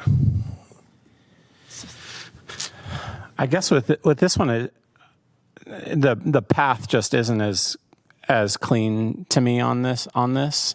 I don't know what we're tracking back to necessarily, and I don't know. I mean, where my brain goes with these typically is, the bigger goal, the priorities that we had before is the declaration that we are going to San Francisco, and now the strategic outcomes are many of the ways that we can get there, and maybe how quickly.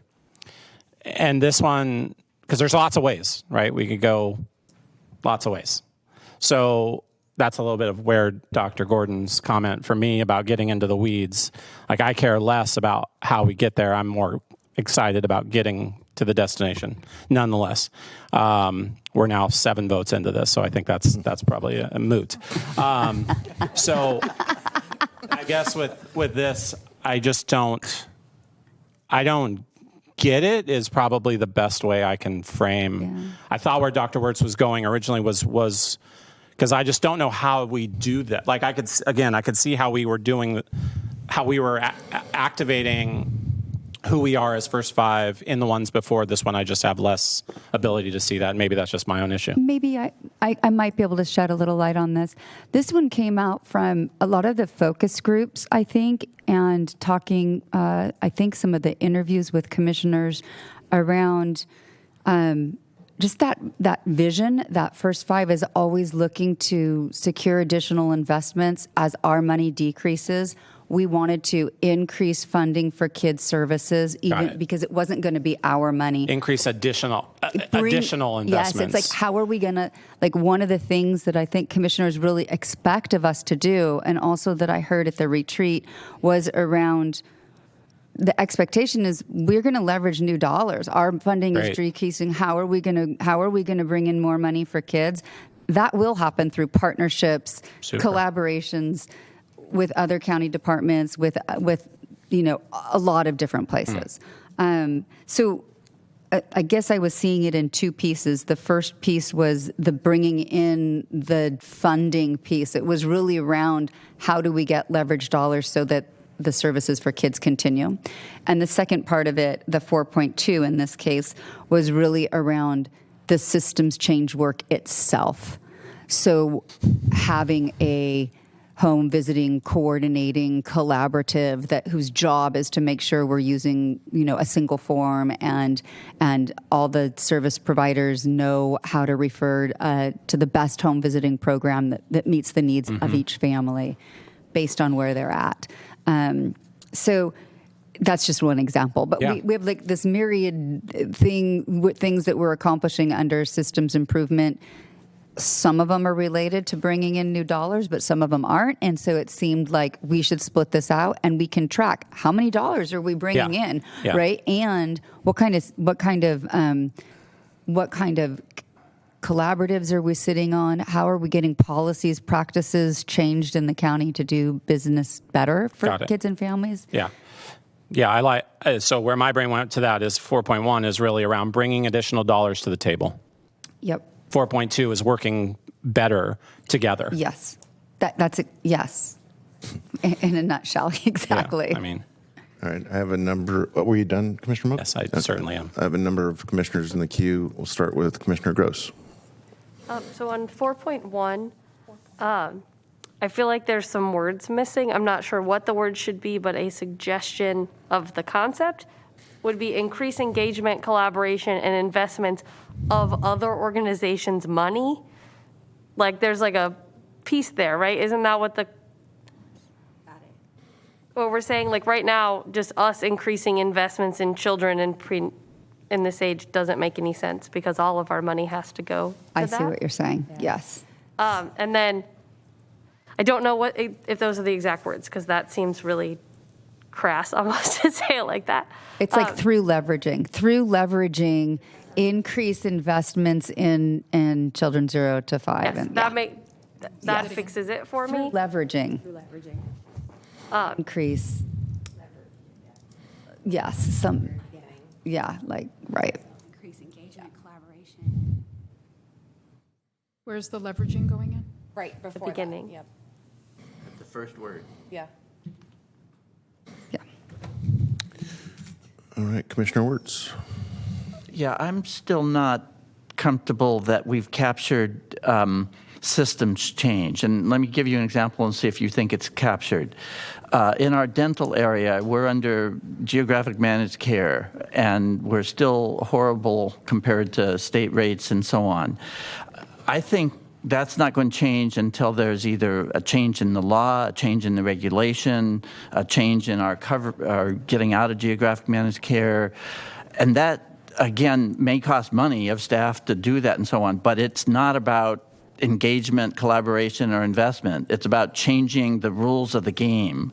And many of the systems changes we're talking about to help families and children are about changing the rules of the game that have been set historically and structurally and institutionally for so many years, generations. So I just not sure if we don't need language that says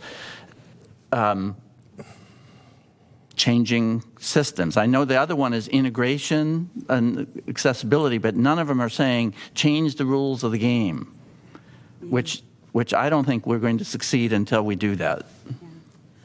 Would a third outcome around addressing structures that are barriers through advocacy and systems reform work, like, do you want us to call out the structures or the barriers in a separate outcome, or are you feeling like you want to work with the outcomes that are here to try to adjust? Well, maybe it's advocacy for systems change. Advocate for systems change. To improve the well-being of children and families. Yep. But I just don't, without having that, we just end up throwing money at the same system that doesn't change. Thank you. Other comments or suggestions?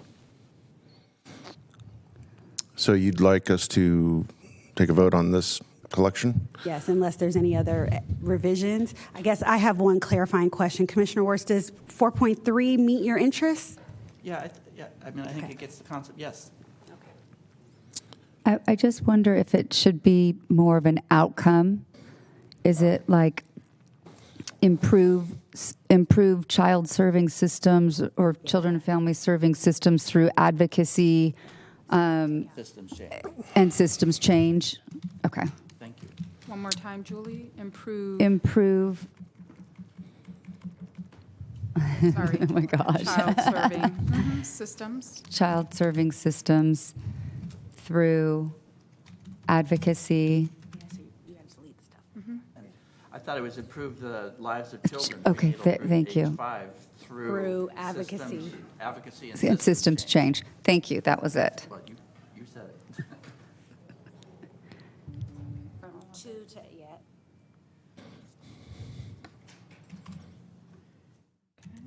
Improve child's. The lives of children. Lives of children, cut and paste from below. There we go. Sorry for. It's okay. wordsmithing. No worries. Prenatal through age 5. No, child's. Yeah, not Okay. child serving. Take out child. Can Correct. you read the whole thing? Improve the lives of children, prenatal through age 5 and their families through advocacy and systems change. and their families. Through advocacy and systems change. Okay, got it. Commissioner Gross. Just because we've stumbled over these words like 4 times, is it possible to say on 4.2, increase the integration, equity, and accessibility of systems serving families and children? Sure. Instead of, It's Children's- easier. Yeah. it just, Would you mind repeating that? I didn't hear you. 4.2, increase the integration, equity, and accessibility of systems serving families and children. Okay, tell me. I just am thinking for the next 3 years, we're going to be Yeah. reading this stuff out loud. Yeah. Yep. Yep.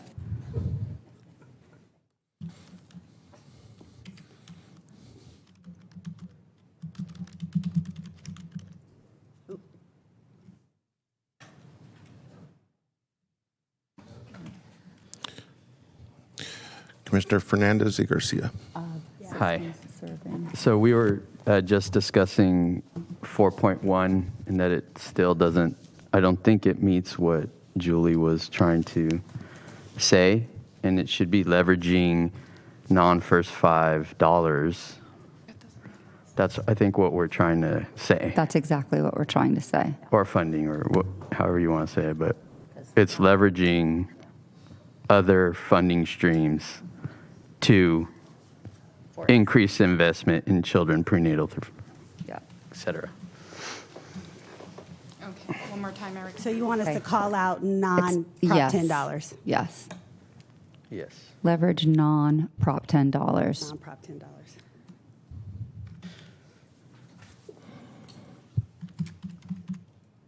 Well, or, okay.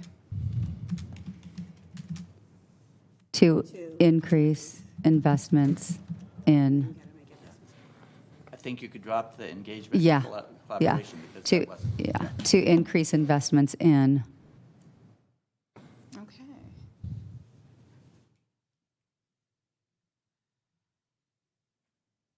Is that right? Increase investments in child, yes. Leverage non-prop dollars to increase investment. Yep. I'm exhausted. I don't We're think almost there. 4.2 Thank you for is. sticking with us. Dr. Kasiri? I don't think 4.2 is correct yet. What's the suggested change? It's not saying what it should. If you read what it says right now, it should be of systems serving, I think it was family and children, or children and families. So that serving systems at the end is redundant. Good catch. Thank you. And children, yeah. Prenatal through age 5.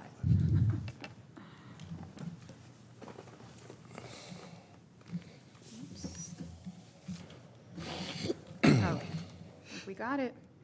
Families. And their fan, yeah. Thank you.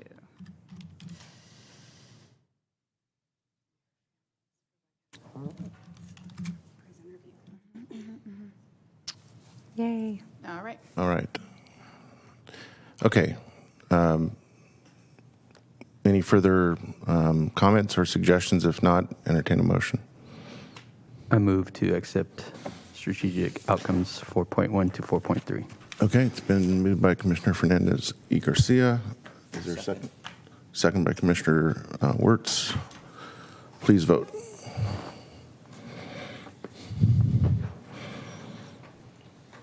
Thank you. All right. Motion passes. Thank you.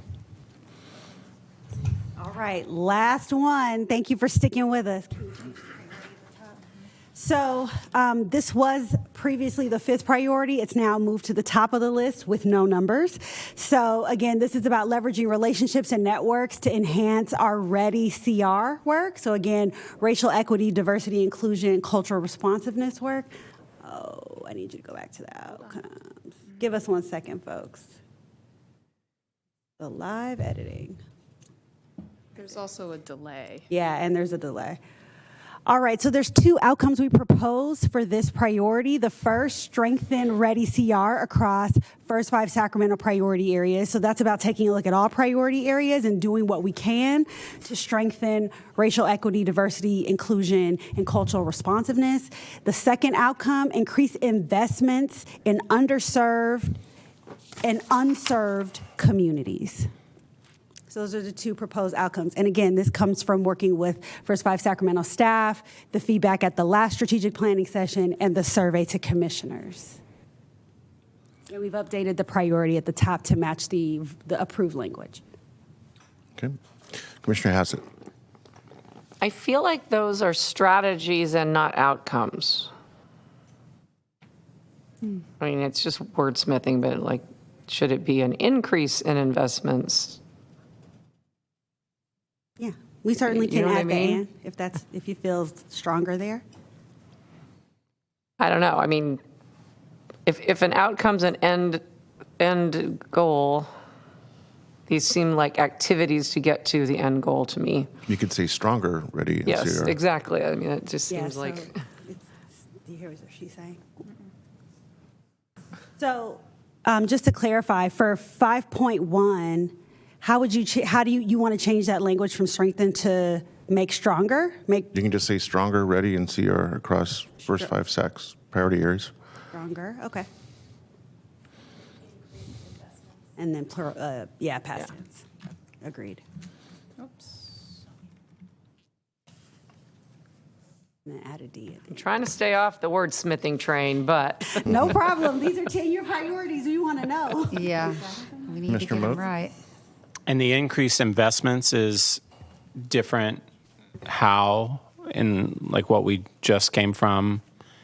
And why wouldn't we do that in Everything? Everything? I think this was sort of our targeted universalism sort of framework around, sure, we want to bring in more funding across all of our areas, but I think this was to call out a special effort to be able, this kind of gets back to that proportional to community needs piece that we did take out, but this is and using our data to say like where we need to focus attention on bringing in additional dollars to make sure that communities that need that the most get So it. we want to bring in additional revenue to make investments in this area.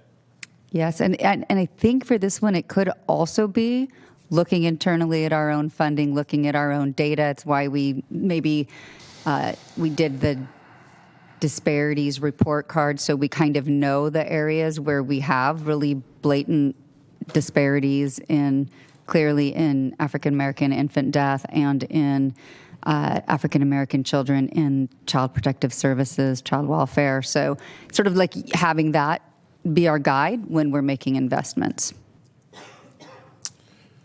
Okay. Any further comments or suggestions? If not, entertain a motion.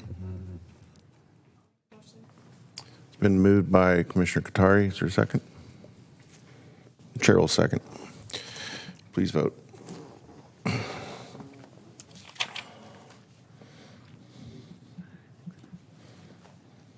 Thank you. Motion passes. Thank you. All right. Thank you. Congratulations. You've agreed on your 10-year priorities and outcomes. Great work. All right. All right. Very good. Just one last thing. Yeah. We were going to have a discussion now on two very high-level funding strategy questions. You can see them up on the slide here. I would like to make a suggestion because of time, unless there is time. There's no vote here. It's just to go through them and get your thoughts on anything additional. If there's time, we can do that. If there isn't, what we can do is do that through a Google document after this meeting and before the next one. What's the pleasure of the commission? We do have full agenda. We're on item 8 we do still have voting items, yes. 16. So, Shall we go then with the Google document? yeah, let's do Great. that. Excellent. All right. Thank you very much. Thank We'll you. be back in a little while. Very good. Thanks. All right. Next item, please. Item number 9, public hearing, review and adoption of the first 5 Sacramento fiscal year 21-22 financial audit. All right. Eric. Okay. Thank you. Let me pull the audience real quick. Is there anyone from MGO here? Okay. We asked the auditors to be here at 2 o'clock and they didn't show. So I'll go ahead and just briefly go over what the audit said. Basically, we began the audit in July, and the audit was issued October 20th and submitted to the state as required by state law. Basically, we reported $18.8 million in expenditures, $18.1 million in revenues, and had a fund balance reduction of $326,000. Overall, the audit was clean. There were no findings, and that's basically it. Concludes my All right. report. Thanks, Eric. Any questions? Any questions for staff? If not, this is a public hearing, so I will open the public hearing and invite anyone that wishes to address the commission on this item to come forward. I'm not in possession of any speaker slips, so I will close the public hearing. Bring it back to the commission for a vote. Is there a motion? So moved. Been moved by Commissioner Hassett. Commissioner Wirtz? Well, I'll wait for the second, sorry. Who seconded? Commissioner Gordon? Okay. No, I had a question, if I could, I guess under comments, under the motion being on the table. Can I ask the Finance Committee again for their most recent review of this, whether they've had a chance to review this separately and so on? I just always feel more comfortable when I've understood that one of our committees has taken some time to go through this as well. I mean, I read all 40 pages, but I think Eric did a great job. Took me a long time to find that statement that there were no findings. Yeah.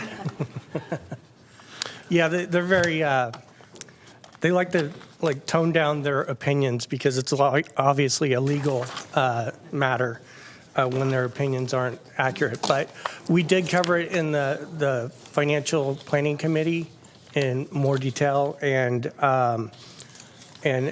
as every year, we do have the audit reviewed by the FPC, Financial Planning Committee, every year prior to bringing it to the commission. Commissioner Turner-Johnson. Yes, as a member of the Finance Committee, I can attest to the fact that we went through it in great detail over quite a lengthy meeting time. And as always, a thank you to Eric, who goes through, and Julie, and all the staff that work on this, because it is always with the accruals and so on and so forth, and of course all the time with auditors that it takes. It's an incredible process, without a doubt. And besides being part of that, I scanned every single document, every single page to find the most relevant comment, which is no significant findings. So thank you again to staff. And of course, we went through all the current financing, which he will bring up in a few moments. So thank you. All right, very good. We have a motion and a second on the floor. Please vote.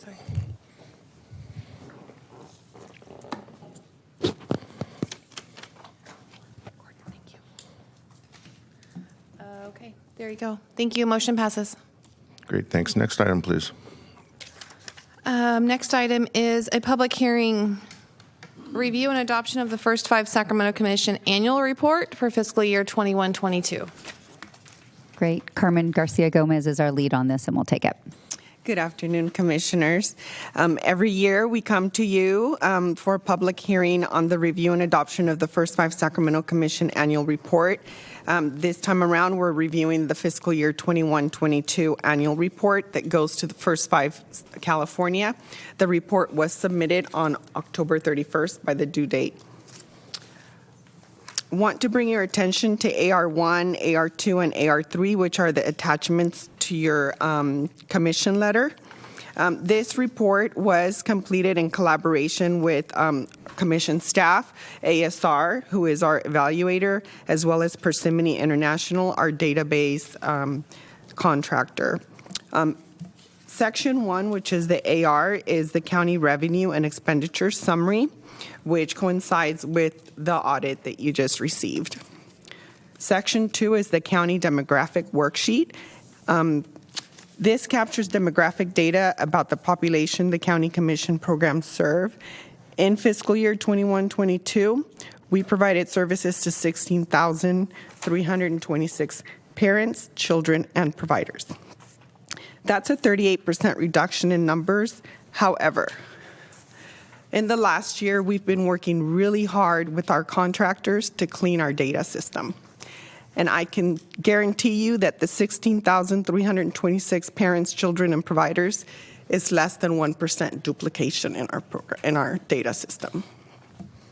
So moving forward, we're going to see that we're serving 16,326, but there's going to be multiple or more, but it's going to be where more parents, children, caregivers will be receiving services across our programs. We also want to bring your attention to the attachment, the AR2, where you may see where many of our programs are identified as not applicable, and it's because First 5 California gives us a number of models that we don't necessarily fit into. So I have added the local models like FRCs, parenting education, play groups, etc. Those models don't fit in what they have prescribed. You can also see the ethnicity of parents and children, which is pretty similar to what we did in previous years. That hasn't really changed. And the AR3 is where we highlight our evaluation activities.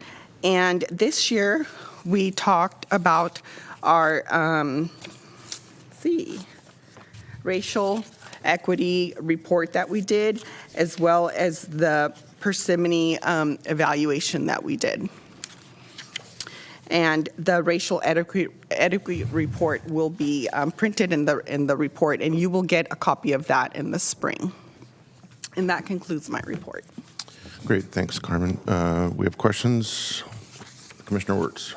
On page, and I can't quite see which, attachment 3, the final page, under duplication assessment, the degree of duplication is listed as 20% there. Yes. Can you just clarify that? Yes, so the duplication of 20% is that there are about 20% clients that go across our funded programs. Oh. But if we look at our unique clients in Persimmon, it's less than 1%. So we have to report, Birth and Beyond served 10,000 clients. Out of those 10,000, maybe 2,000 were also served by school readiness, and that's where the 20% is. Okay. So that's a good thing in that sense. That means that our multiple services are getting to the same family. Yes. For 20%. Yes. Okay. Thank you. Great, thank you. All right, any other questions or comments from commissioners? All right, this is a public hearing item, so I'll open the public hearing and welcome anyone who wishes to address the commission on this item. Don't have any speaker slips on this matter, so I will close the public hearing, bring it back to the commission for deliberation and a vote. Anyone want to make a motion? Well, the chair will move that we adopt the First 5 Sacramento Commission Annual Report for fiscal year 2021-2022. Is there a second? Second. Second by Commissioner Hassett. Please vote.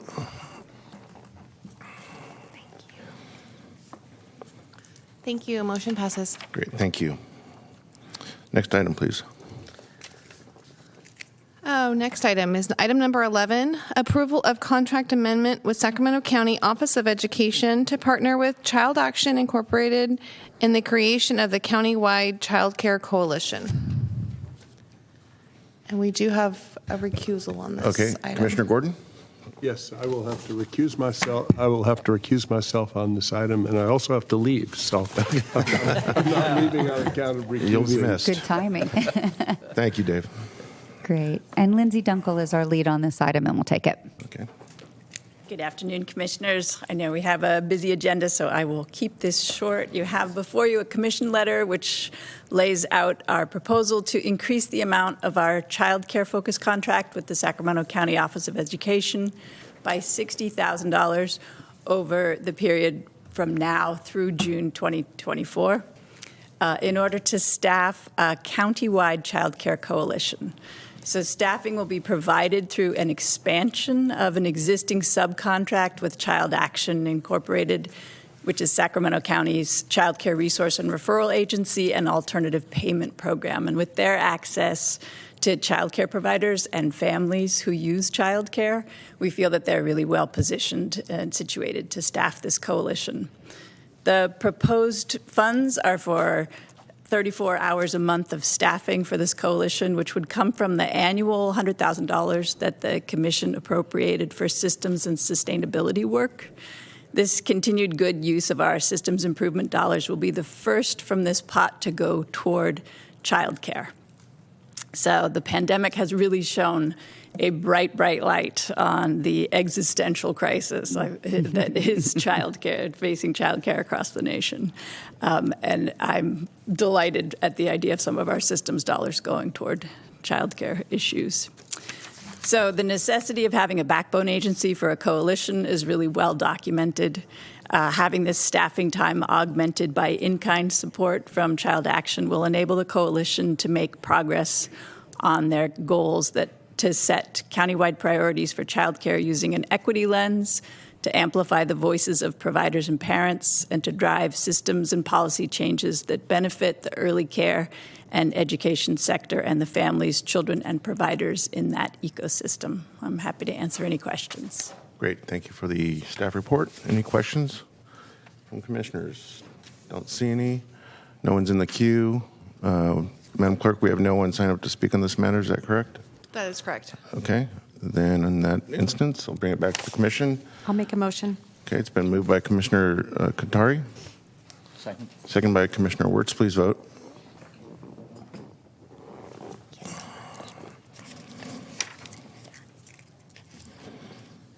Thank you. Motion passes. Great. Thank you. Next item. Item number 12, approval of contract amendment with Her Health First to support the Sacramento Maternal Mental Health Collaborative. Great. It's musical chairs up here. Linda Fong-Samara is our lead, and we'll take this one. Good afternoon, Commissioners. In interest of time, I'm also going to keep this very short. I will say that some of you may be familiar with the story, but in 2018, there was a local mom who experienced a maternal mental health concern and did not get any help at all from the local hospital system.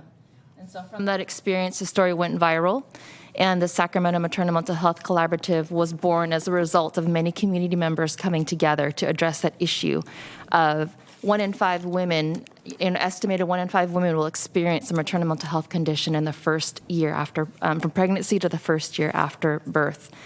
And so seeing that disparity, knowing that there is a disparity in Black and Latina communities and in low-income communities, many members of the community got together and created this collaborative. And First Life Sacramento staff got involved in that initiative as well.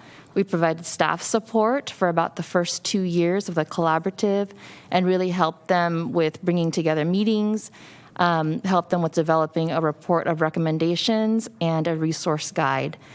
One important thing to point out is that this collaborative continues to be voluntarily driven. The co-chairs are not paid by any means, and they devote all of their time and effort.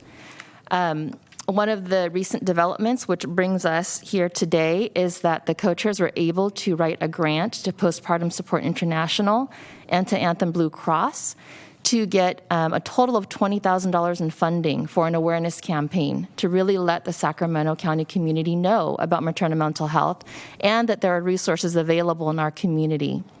That campaign is purely community driven. They did a series of focus groups and really worked deep in the community to figure out what information we need to get out into the Sacramento County community.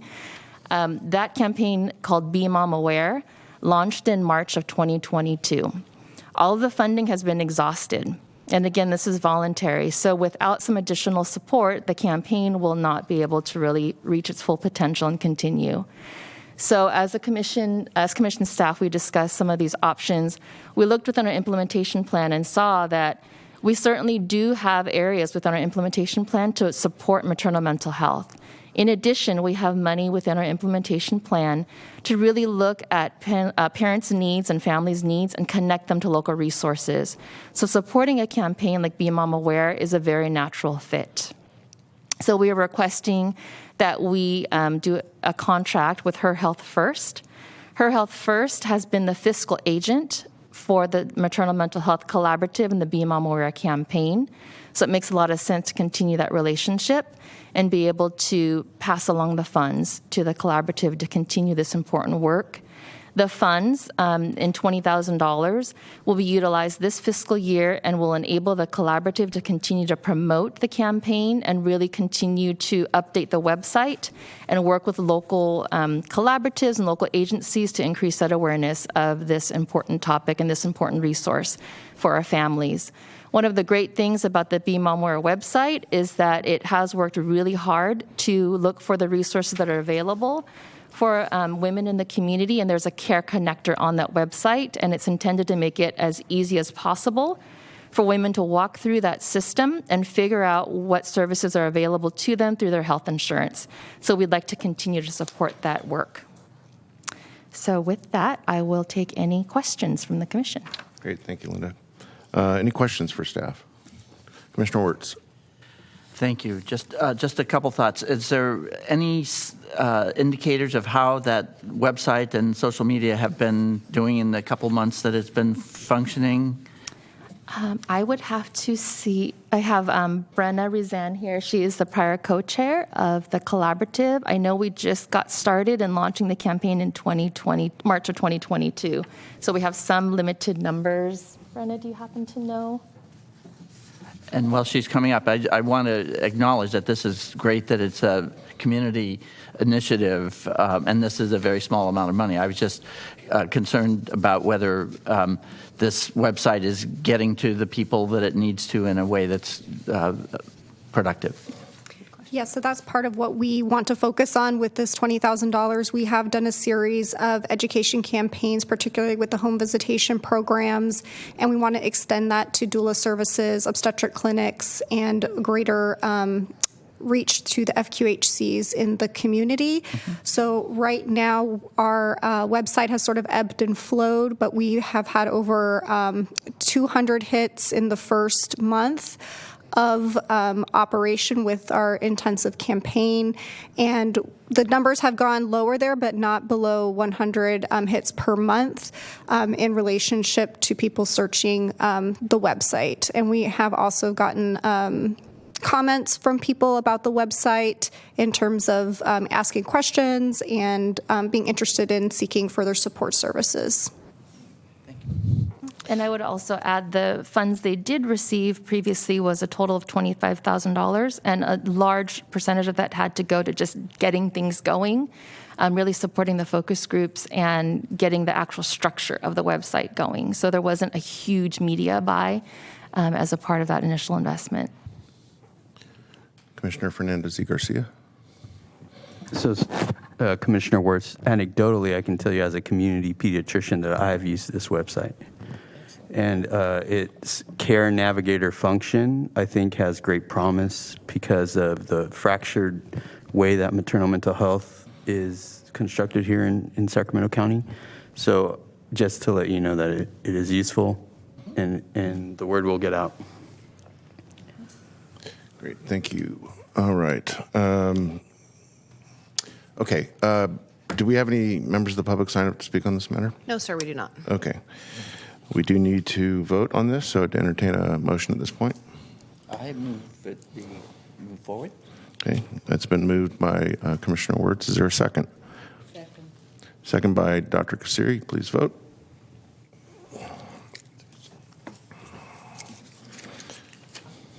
Thank you all. Motion passes. Very good, thank you. All right, next item, please. Next item, item number 13, approval of community-based child abuse prevention, ARPA revenue agreement with the Department of Child, Family, and Adult Services, and an expense contract with the Child Abuse Prevention Center to implement Safe Sleep Baby expansion. Okay, I believe we have some recusals. Yes, there are 3 recusals on this one. Okay, Dr. Kasiri. I'm requesting to be recused because our public health does work on this campaign. Okay, very good. Commissioner Kottari? Yes, also requesting to be recused because of the department under my umbrella. Okay, and Michelle? And I would be that department. All right, enjoy your time backstage. Okay. All right.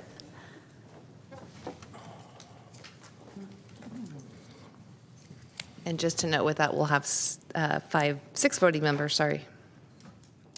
Okay. All right. Is there a staff report? Yes. I will be up again. I will try to keep this brief as well, but I'd just like to start by saying, you can see by the number of recusals, this is a great example of our departments and systems working together, right? And so that's primarily why we're here today. This is a two-part recommendation. The first one is to authorize Executive Director to execute a revenue agreement with DCFAS to accept ARPA funds in the amount of $1,072,236. Sorry, got that number mixed up. To coordinate, oversee, and monitor a Safe Sleep Baby or SSB systems project. And the period is from November 15th, 2022 to September 30th of 2025. Once we accept the ARPA funds, we're looking to contract with the Child Abuse Prevention Council of Sacramento, or CAPC, in the amount of $982,236 to implement the Safe Sleep Baby Systems project for the same period. Just a little bit of background. As y'all are aware, we have been funding the Safe Sleep Baby program since 2014 with a focus to reduce African American infant sleep-related deaths. That project through CAPC had done a lot of intensive community focus groups, a lot of working with the community to get the messaging that would be culturally responsive and really launch that campaign in 2015. As you saw earlier this year, was it last year? Last year. We have had some really good results from our Safe Sleep Baby campaign. When we compare baseline to our most current 3-year rolling average of 2017 to 2019, our infant sleep-related deaths have seen a 56% reduction and a 65% reduction in the disparity gap for African American infants. What this effort has led to is just more conversation and more collaborative work across our county partners and community partners as well. What we saw was an opportunity to continue to address some gaps that we see in the data and things that we were hearing back from the community. What that led to was Safe Sleep Baby, or SSB 2.0, which we've mentioned to you before, and that is a project between DCFAS, Sierra Health Foundation, CAPC, and we're really looking at changing the way that Safe Sleep Baby is integrated into the DCFAS system. That is funded through the California Department of Social Services. We meet on a monthly basis. We have SSB implementation meetings, 2.0 implementation meetings on a monthly basis to really talk through how things are going in that work, areas for improvement, and it is during those meetings that we began to talk about other opportunities and other gaps that we see in promoting safe sleep. During those conversations, it was brought to our attention that due to the impact of COVID, there could be some disparities in infants being released too early from hospital systems. There could be changes that could be made in the discharge practices, and there might be some additional high-risk populations, for example, the homeless community or the CPS-involved families that could use some Safe Sleep Baby education and access to those cribs. Right at the same time, ARPA funding was released to Sacramento County, and that provides us the opportunity to do some additional cross-systems work and to do work to promote the health and well-being of families in our community. So it made a lot of sense to do a Safe Sleep Baby systems project. With this project, we're looking to work more closely with the Department of Public Health, particularly the Comprehensive Perinatal Services Program, or CPSP. There are 14 clinics at Sacramento County that work directly with a lot of high-risk women. So we're looking to do some systems change within that program and really improve the integration of Safe Sleep Baby in that work. We also look to work with other programs like CCS, the California Children's Services, to also make sure that they're referring high-risk infants, like NICU infants, to Safe Sleep Baby to get that education and get access to those cribs. Lastly, we're also looking to work with the hospital systems themselves. Speaking of initiatives like Baby Friendly, we know that it's important to have those touch points with families as early as possible. So we know that we're hoping that if we work with the hospitals from the get-go and get them to systematically integrate Safe Sleep Baby, to systematically look at their discharge processes so that they're not neglecting potentially high-risk infants or flagging them for additional follow-up for safe sleep, we might be able to make a huge difference. And not just now, but for all the many births to come if we're changing this system. So that is why we're requesting the commission to allow us to receive those funds from DCFAS and then in turn contract with CAPC. The reason why there's a difference in the amount is that the $982,000 will be contracted out to CAPC, and then $90,000 will come to the commission because we will be providing some amount of staff support in this effort and assisting in that systems work and helping to support that health systems liaison that will be hired through CAPC to do all of this coordinating and collaborating between the different systems. Great. Does that conclude your report? Yes, it does. Thank you, Linda. All right, Commissioner Moak. Thanks. This is great. Excited for it. My only question is around the last part that you brought up, around that $90,000, which represents about 8.5% of the total. We all know that there is a cost of doing business, which this seems totally appropriate. My only question is, have we applied this? Have we always? Should we always? Yeah, we do. When we receive money from Department of Human Assistance for CalWorks home visiting, we also take a administrative cut from that too. It's something that we'll talk about as we go into the next strategic plan. The challenge with it is every time it's great, it saves money for the commission overall, but we still only have so many staff. And so as we're getting our staff paid for through other things, we actually don't then have enough staff to do the real Prop 10, to meet all of those requirements and regulations and things that we're to do under Prop 10, because we haven't increased any staff. So that is just one of those underlying things, but we know it costs money to do business. It costs money to have a contract and put that money out the door. Yeah, I know we brought it up in the Financial Planning Committee, and I like to see that it is a trend, knowing that you have to juggle, because you also aren't going to hire a bunch of people and then some some things kind of go away, and now you have a bunch of people, right? Like it's what nonprofits deal with constantly around grant seeking. So, but I would love to think that we can get on some solid, consistent footing as it relates to something that looks like this. I was encouraged to see it when I read it in the notes originally. So, thank you, Commissioner Wirtz. Yeah, two questions about cribs. One, does this the thing I see listed is for the staff person?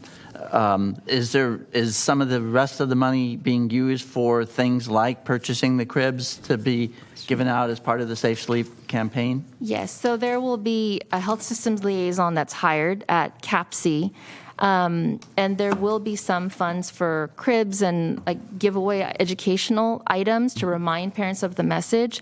But I also want to remind the commission, this is kind of a higher level systems change project. We're looking at changing policies and protocols at each of these different systems. So this doesn't replace our original SSB 1.0 program, I like to call it. It will actually increase the number of referrals to SSB 1.0. And then this project will, again, do that systems change. It'll have some small amount, for some of those supplies that are needed.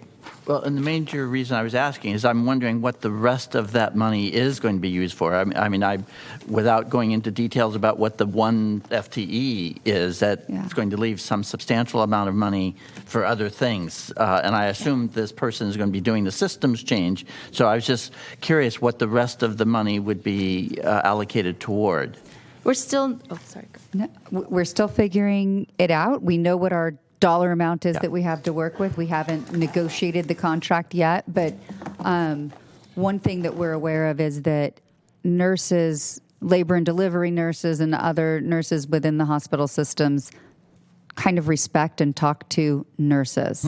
And so CAPC is looking at hiring an actual public health nurse or so it is a more expensive position than the usual home visiting type position that we fund. So it's probably going to be at least $150,000 a year position. Okay. All fully loaded probably, but yeah. and we're looking at about a little over 300,000 per year because Right. this spans until 2025. Yeah. So that 982,000 has to span a couple of years. Right, no, it looked like 300,000, so I was just wondering where the rest of that was going. Yeah. The second part of my question has to do with something that came up at the evaluation committee around the difficulty that some families have even around the cribs, that they are, because either of their Scott and I were just talking about, people that are unhoused or even people in small apartments with multiple family members there, that there's literally not room for a crib. So there was discussion about trying to find alternative avenues for safely sleeping your child. So is that in the mix for this? I don't see it under, I didn't see it under the list of things that the project will do, but I know that one of the things we came out of the evaluation committee was that there would be work to be done to find alternatives for people that can't fully use those cribs. I think that's the conversation that's going to happen across all of our Safe Sleep Baby initiatives from 1.0 to 2.0 to this systems project. This particular project allows us to look even more closely at some of those what we call high-risk populations and try to talk to the systems that we'll be working with and see how we can problem solve. Thank you. All right. Any other comments or questions by commissioners? If not, assume, Madam Clerk, that we have no one signed up to speak. That is correct. Okay, then entertain a motion. So moved. It's been moved by Commissioner Wirtz. I'll second. Second by Commissioner Fernandez y Garcia. Please vote.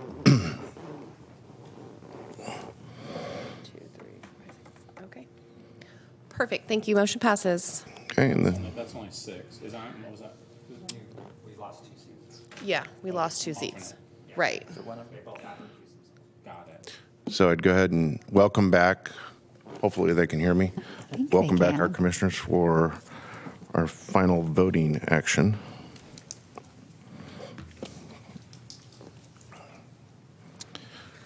So, Madam Clerk, why don't you read the next item, please? Item number 14, nominate and appoint the 2023 Commission Vice Chair. Okay. I would like to nominate Commissioner Hassett to continue as Vice Chair for this august commission. Any other nominations? Seeing none. Madam Clerk, do we have anyone sign up to speak on this matter? No, sir, we do not. Okay, very good. Any comments, Commissioner Hassett? It's always an honor, and I'm always grateful that you show up, so I don't have to do anything. All right, we do need to take a vote on this. So that's a motion. That nomination is a motion. Is there a second? Second. Second by Commissioner Wirtz. Please vote. Sorry. 1, 2, 3, 4, 5, 6, 7. Thank you. Motion passes. Congratulations, Commissioner Hassett. Thank you. Okay, next item, please. Item number 15, the 2024 to 2027 Strategic Planning Part 2 of 2, discuss short-term 3-year goals and strategies. Hello. You're back. We are back. You're going to see us between now and April. We're going to make sure this plan is dynamite. So what we've done in this break is taken the priorities you just approved and the outcomes you approved and matched them with some high-level proposed medium-term goals.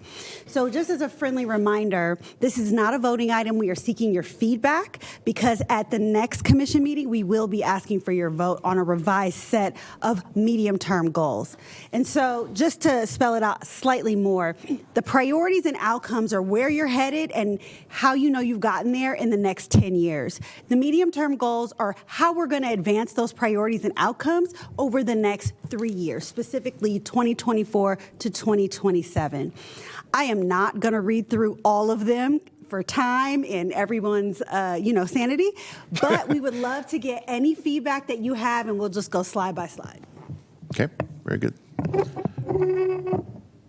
So you want is there any more preamble to this, or? Well, I can. So the first slide here is the first priority here is about the optimization of physical, mental health, and well-being and development for children prenatal through 5. And again, the outcome here is about increasing the number of children who are born healthy to achieve optimal physical and mental health. We have 7 suggested goals here in response to for the next 3 years. Happy to take feedback on any of the 7 listed. They're not in any particular order. Numbers are here just so we have the language to talk about them. All right, very good. Commissioner Gross. Is this too early in the stepping down further into the weeds to suggest that maybe the word breastfeeding be somewhere on this slide? No, we are happy to take that suggestion. So we're hoping, really the question is, do these hit your interest substantively? Are there any substantive changes, additions, or deletions that you would like to see? So that addition of breastfeeding is helpful. Thank you. Dr. Kasiri. Is there a reason why we stopped at 12 months for number 1? Because usually we look at the first 2 years as the most critical. Thank you for that. Julie, anything you want to add there? That's fine with me. Awesome. We'll make that adjustment. Good suggestion. Any other suggestions, comments? Commissioner Wirtz. Just a comment. I'm not sure how this is going to work, but for all of these, there are systems changes that can be made. So I'm not sure how, and I go back to David's comment earlier about how to keep from directing staff of how to move forward kind of thing. So I guess that's my point. 1, it's not going to include everything that I think we're going to be working on, and 2, it may not need to, and 3, it might be getting in the way of setting out unique and innovative ways to approach this. For example, if we are going to reach out to communities underserved and so on, the message may not be directly about the pregnancy or the children. It may be about how to give them the skills or help them get the skills or work through the barriers or so on and so forth. So I guess I'm just a little concerned about what's not included and what is included. So. All right, Commissioner Turner-Johnson. Just a couple of things. What does medium-term goals mean? 5 years since this is a 10 year? Sure, it says at the top right in blue, okay, 2024 to 2027. But on numbers 4, 5, and 6, wouldn't it be better to say increase opportunities for positive, increase family-centered, and increase support for parents? As we certainly know that has been what's been going on in our activities all along. I think increase might be a better way to say that. Thank you. Other suggestions? Okay, not seeing any. Again, we're not voting on this today. Nope. So do you want to move on to the next one? Yes. So this slide continues the previous priority. As a reminder, we had a second outcome. That's 1.2 for the priority that's listed first at the top, that's highlighted in yellow. The second outcome, again, was for the second priority in yellow at the top. And these, again, 2024 to 2027 medium-term goals. Our goals are some suggestions for your consideration. Happy to take your feedback on these items. Okay, very good. Thank you. Any response or comments or suggestions from commissioners? Not seeing any. Thank you. Let's move on.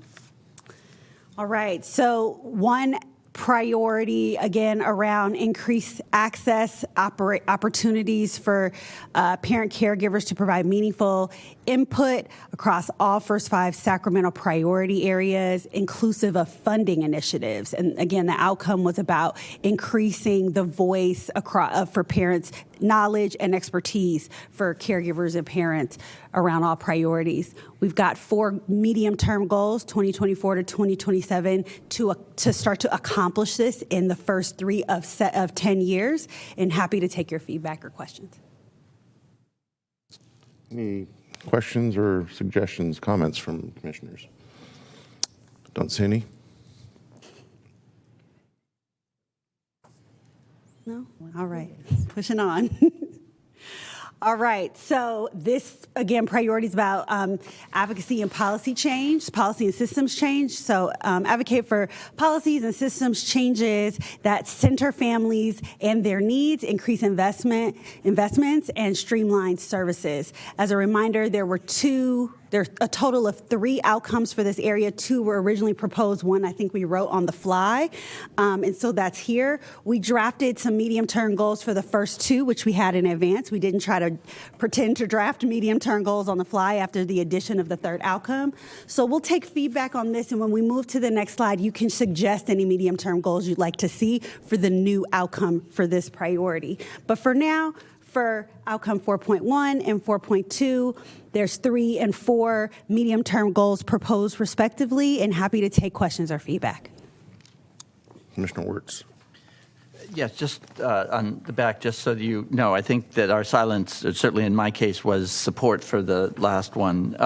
In this one, it's also support. I'm thinking that a couple of the list of medium-term goals under 4.2 may actually be useful in 4.3. So just to point that out. Thank you. You said under 3.1? 4.3. 4.3, thank you. 4.2 is applicable to 4.3. Okay, any other comments or suggestions? For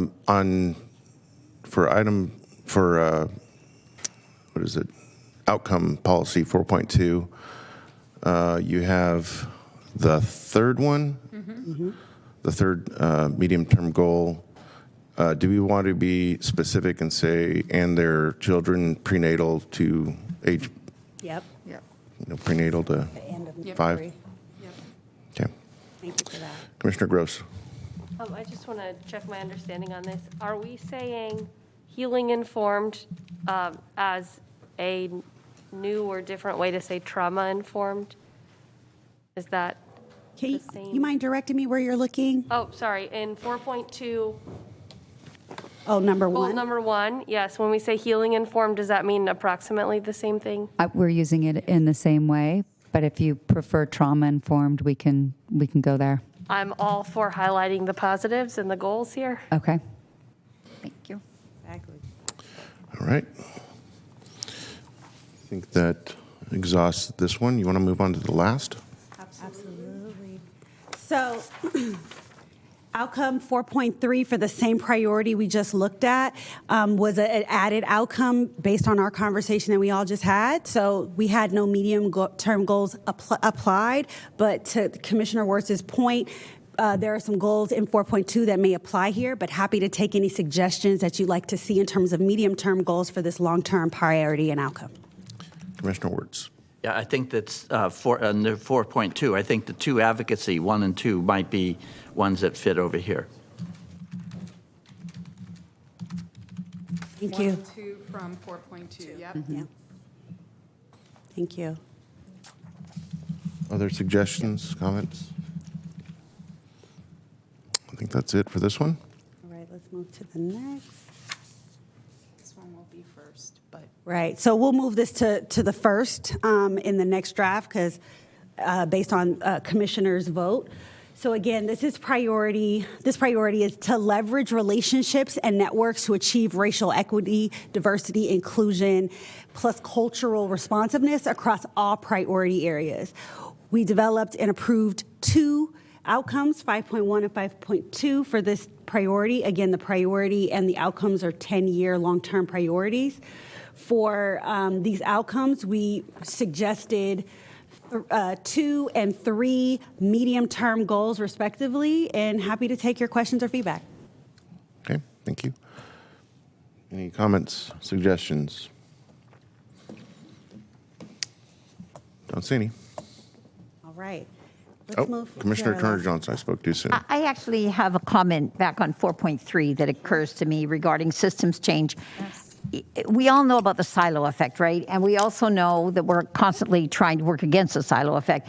So could we say something in an additional, whatever we're calling medium-term goals about the interconnectivity of systems, and that by I don't want to call it tracking, but by reviewing what we might call successful, or whatever other word you like, successful systemic change in one delivery system, I like that, delivery system, we could then be conscious, we may need to refine it, conscious of the interconnectivity of systems, and therefore, what I want to say is that we would look at ways in which we got that system change that could be applied, at least in a systems approach, to another one of those silos, if you get my drift. It's about interconnectivity. That's the word you want there. Because there's a lot of work and research being done into that these days. Just add that if we could in some fashion that makes sense to us. Good. Thank you. Yeah, we'll take it back to the shop and wordsmith that and bring it to you in December. Yep. Okay. Commissioner Wirtz has his finger dangerously close to the button here. I shouldn't sit next Hovering. to you, Just a question on 5.2, the third item about funding local agencies. And I know we're trying to reach out into other ways of reaching our communities. Does this tie your hands? If it turns out that in our planning we decide that we can do what we're trying to do in terms of racial equity and addressing inequalities, does this tie us in any way legally or in any other way that would be problematic? And I guess I'm directing that to Julie first as just a general thought. I wish I heard it, but I was responding to a text. Oh, sorry.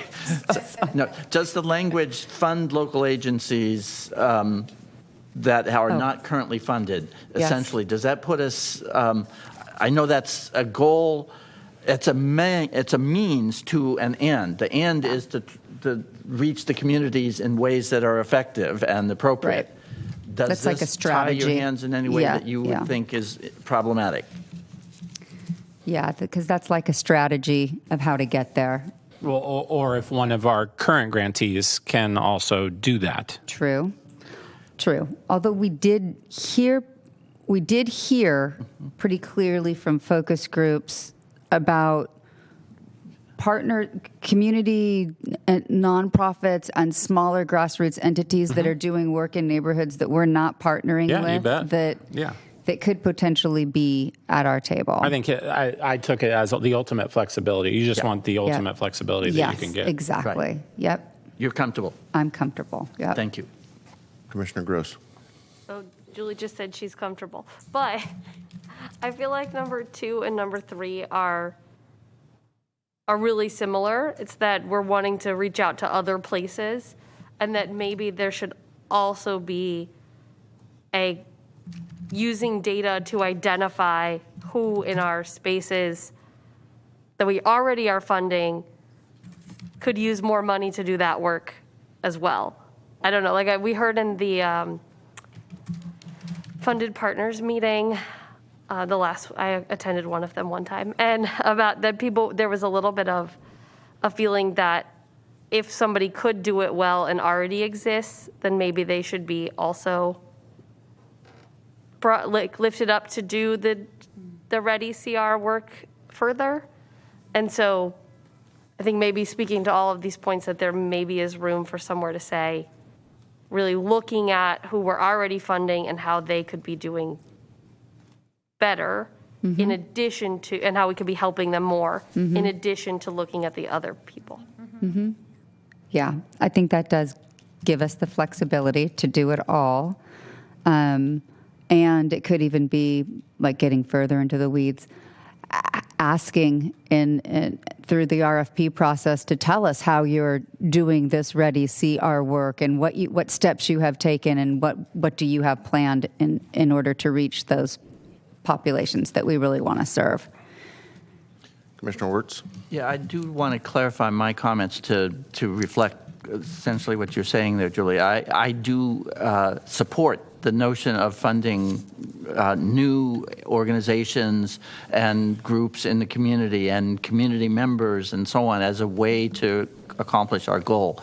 I was just asking whether that this language required that, again, it's a mechanism to get to the goal, and I want you to have as much flexibility to work with whomever and everyone in the community to do that. My understanding also is there's language in other places that push us toward including into our contracts language around ready and so on. So Yes. Both of those are covered, I think. Yes, and I think we skipped over it for time's sake, but you'll see when they send out when SEED sends out the Google document that how we might need to do business differently in order to reach these goals, and a lot of the stuff that's in there is a deeper thinking around those new policies we might have or processes or practices to get to our end goal. And so that does that centers around that sort of capacity building and other stuff. Mr. Heyer? To Commissioner Wirtz's concern, I think that in number 2 language that's there that is should be repeated in number 3 of 5.2 is and can be effective.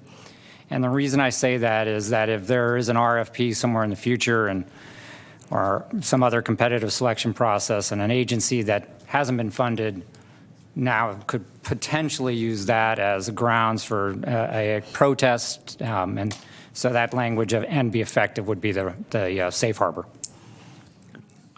Good suggestion. Yep. All right. Any further comments? All right. Don't see any. Thank you so much for your feedback. We will take that in, make some revisions to these goals, and share them with you at the December meeting for a vote. And it'll be the decisions made today and those decisions made at the next meeting that will shape your strategic plan that we'll be sharing the first draft of in February. So thank you for your input. These next steps just sort of outline that. The decision point is medium-term goals at the next meeting. We will not be in front of you in January, and we will be back here in February with a draft plan. So really looking forward to seeing you in December, and thank you so much for all of your feedback and attention on these important matters. Thank you so much. Good job. Thank you. All right. Our last item today is reserved for commissioner comments on anything. The weather. Commissioner Wirtz. Only because you said that, I will say one more thing. And I know everyone here has registered and is voting, but because this is a public meeting, I want to remind people that voting is happening. Voting is critical. It's a right that we have to do, and there's a civic responsibility and a civic building component to it that helps our families and children. So I just have to say that. Well said. All right. Any other comments? All right. Again, thanks to SEED Collaborative and to our staff. This was one of our lengthier meetings, but all for good reason. So, and I appreciate my colleagues' willingness to engage. I think this has been what we all were hoping for. So, if there's no further business before this commission, we are adjourned.